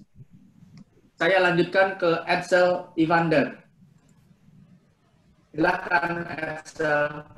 Assalamualaikum warahmatullahi wabarakatuh. Waalaikumsalam warahmatullahi. Ya, Mas Vicky, terima kasih atas presentasinya. Selamat sore. Saya mau tanya tadi, kalau dari presentasi yang saya dengar, yang saya tangkap itu geodesi yang saya tangkap mainnya di surface ya, surface positioning ya, kayak menentukan titik bor, menentukan seismic line untuk survei kayak gitu. Nah, kalau misalnya untuk pengeboran itu kan kita tahu, kayak misalnya directional drilling, bisa jadi kita ngebor nggak hanya vertikal, tapi di suatu titik akhir tujuan pengeborannya itu kan di lapisan yang mungkin udah berbelok atau jauh dari lokasi pengeboran kita di surface-nya kan. Maksudnya di bawah permukaan itu titik akhirnya akan berbeda karena kita directional drilling. Nah, itu kalau geodesi main di arah subsurface itu juga nggak? Oke, terima kasih atas pertanyaannya. Begini, jadi yang perlu saya tekankan ialah disiplin dari kolaborasi dari disiplin ilmu kita dan khususnya geodesi itu berperan lebih tepatnya itu dalam semua hal yang terkait dengan positioning. Saya beri contoh, misalnya untuk directional drilling. Misalkan ada suatu titik pengeboran yang akan dilakukan drilling dengan spesifikasi koordinat tertentu, proyeksi tertentu, dan lokasinya sudah ditetapkan dengan angle of direction gitu. Tidak hanya 90 derajat tegak lurus dari surface, tapi terdapat direction gitu. Misal dengan 10 derajat 50 detik misalkan gitu. Nah, fungsinya kami untuk directional drilling itu untuk memastikan, untuk quality assurance dalam memastikan apakah objektif atau tujuan kita itu dengan direction 10 derajat dengan misalnya kita ambil depth atau kedalaman katakanlah 9.000 feet gitu. Apakah nyampe ke titik itu gitu. Nah, contohnya itu untuk QC, lebih tepatnya untuk QC. Untuk QC sendiri itu kita memastikan bahwa setiap 2 meter drilling kita cek apakah direction-nya atau angle of attack-nya masih 10 derajat 50 detik, drilling lagi apakah masih sekian gitu. Nah, setelah beberapa kedalaman kita cek, kita ambil sampel, kita lihat deviasinya berapa gitu. Nah, setelah sampai di kedalaman tertentu dengan tujuan kita cek lagi deviasi sudutnya berapa. Dengan kita ketahui deviasi sudutnya berapa, kedalamannya berapa, kita tahu melencengnya ini berapa derajat dan berapa meter atau berapa feet dari tujuan kita. Mungkin itu saja yang dapat saya sampaikan. Terima kasih. Baik, terima kasih Fikri atas jawabannya. Saya akan lanjutkan ke Vincent Tandi. Silakan Vincent.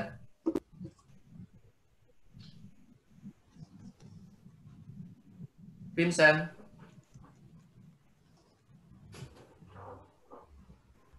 Oke, sebelum kalau begitu saya lanjut ke Galaxy J7 2016. Silakan saya sudah.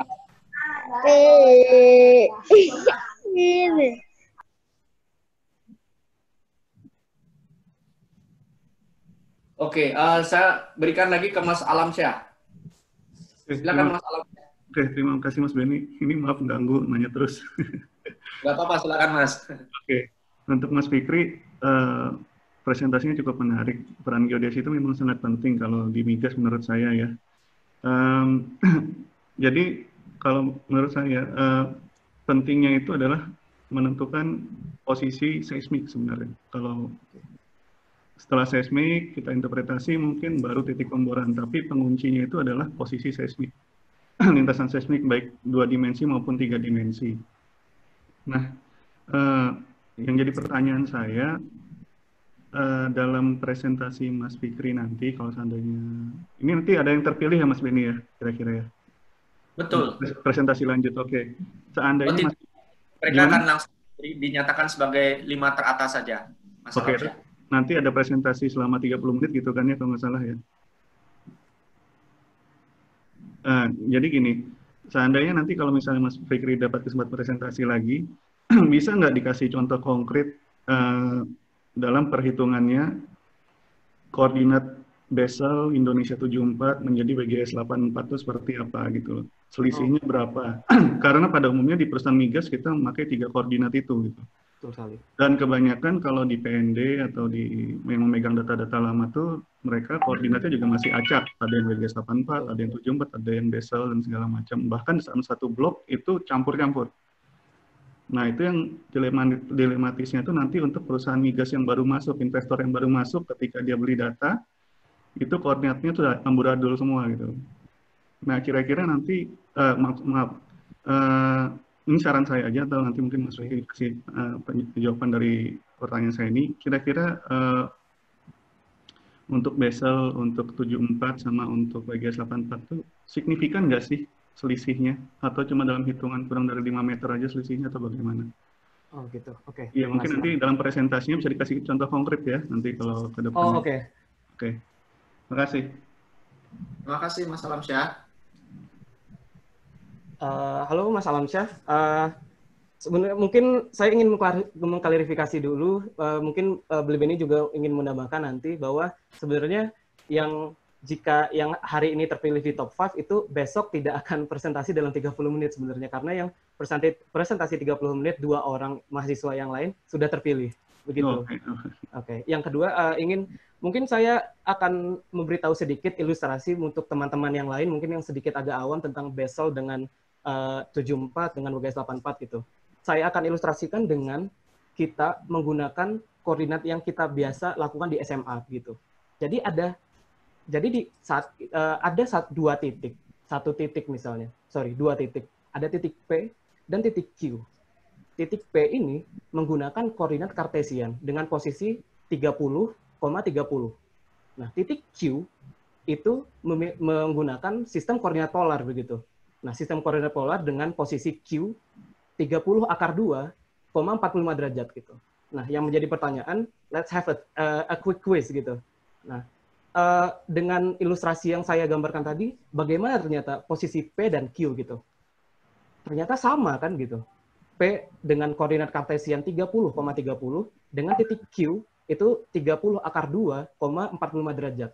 Nah, itu sama persis plot titiknya. Nah, analogi yang sama juga kita dapat lakukan dengan pemilihan proyeksi itu. Nah, saya sangat mengerti bahwa di Indonesia terutama itu banyak terdapat atau bahkan mayoritas itu mature field. Nah, mature field. Nah, implikasinya apa ke bidang geodesi? Nah, itu implikasinya ialah pada saat sekarang ini teknologi yang digunakan semakin canggih, alat yang digunakan semakin presisi, itu menggunakan sistem koordinat yang lebih advance, yaitu WGS84 mungkin, atau sekarang lebih canggih ITRF gitu. Nah, sedangkan di major yang ada di Indonesia, major field ini masih menggunakan sistem koordinat yang terdahulu, misalkan pakai Bessel 81 atau 74 gitu. Nah, yang saya dapat paparkan ialah transformasi koordinat itu memang penting dilakukan dan itu memang terdapat deviasi. Nah, sekarang yang jadi pertanyaan, apakah deviasinya itu mempengaruhi tujuan apa tidak gitu? Soalnya begini, jika yang dibutuhkan ialah ketelitian yang sangat teliti, maka transformasi mutlak dilakukan dengan deviasi yang perlu kita hitung dengan presisi bahkan hingga sampai fraksi mili. Namun, jika objektif atau tujuan yang akan kita capai itu ketelitiannya tidak terlalu, ya agak renggang lah begitu bisa dikatakan, itu sebenarnya tetap kita lakukan transformasi, tetapi deviasinya tetap dalam tanda kutip bisa kita abaikan. Begitu Mas, penjelasan dari saya, terima kasih. Terima kasih Mas Fikri. Ada satu pertanyaan lagi, tapi kalau bisa ditanyakan singkat dan nanti Fikri juga bisa menanggapinya singkat, lalu kita akan langsung adakan live polling untuk menentukan siapa 5 teratas. Saya persilakan Vincent. Tes, halo, apakah suara saya terdengar? Ya, silakan. Ya, nama saya Vincent. Saya ingin bertanya singkat saja. Kita tahu mengenai salah satu kasus pengeboran yang gagal, yaitu di PT Lapindo Brantas di Sidoarjo. Nah, pertanyaan saya singkat, apakah kejadian pada PT Lapindo Brantas itu terkait dengan teknik positioning yang salah? Itu saja singkat, terima kasih. Oke, terima kasih atas pertanyaannya. Izinkan saya menjawab. To be honest, saya belum bisa untuk confirm untuk jawaban yang sebenarnya atau spesifik terjadi gitu. Cuma yang ingin saya sampaikan ialah suatu kecelakaan atau peristiwa terjadi, ataukah peristiwa yang menyebabkan fatality atau kerugian yang tinggi, itu pasti banyak faktor yang terjadi di dalamnya. Dan bisa banyak sekali gitu, bisa kejadian teknis, bisa posisi, bisa alat, atau human error gitu. Nah, menurut saya itu adalah suatu peristiwa yang terjadi akibat akumulasi dari kejadian-kejadian tersebut begitu. Terima kasih. Halo teman-teman semua. Terima kasih telah mengikuti diskusi hari ini sampai selesai. Semoga teman-teman bisa mendapat manfaat dari acara hari ini. IATMI UK akan mengirimkan survei evaluasi setelah acara ini. Jadi kami mohon saran dan juga kritik untuk perbaikan di masa depan. Terima kasih dan sampai jumpa di sesi maraton berikutnya. Tetap sehat dan jaga kesehatan. Salam sinergi, IATMI UK.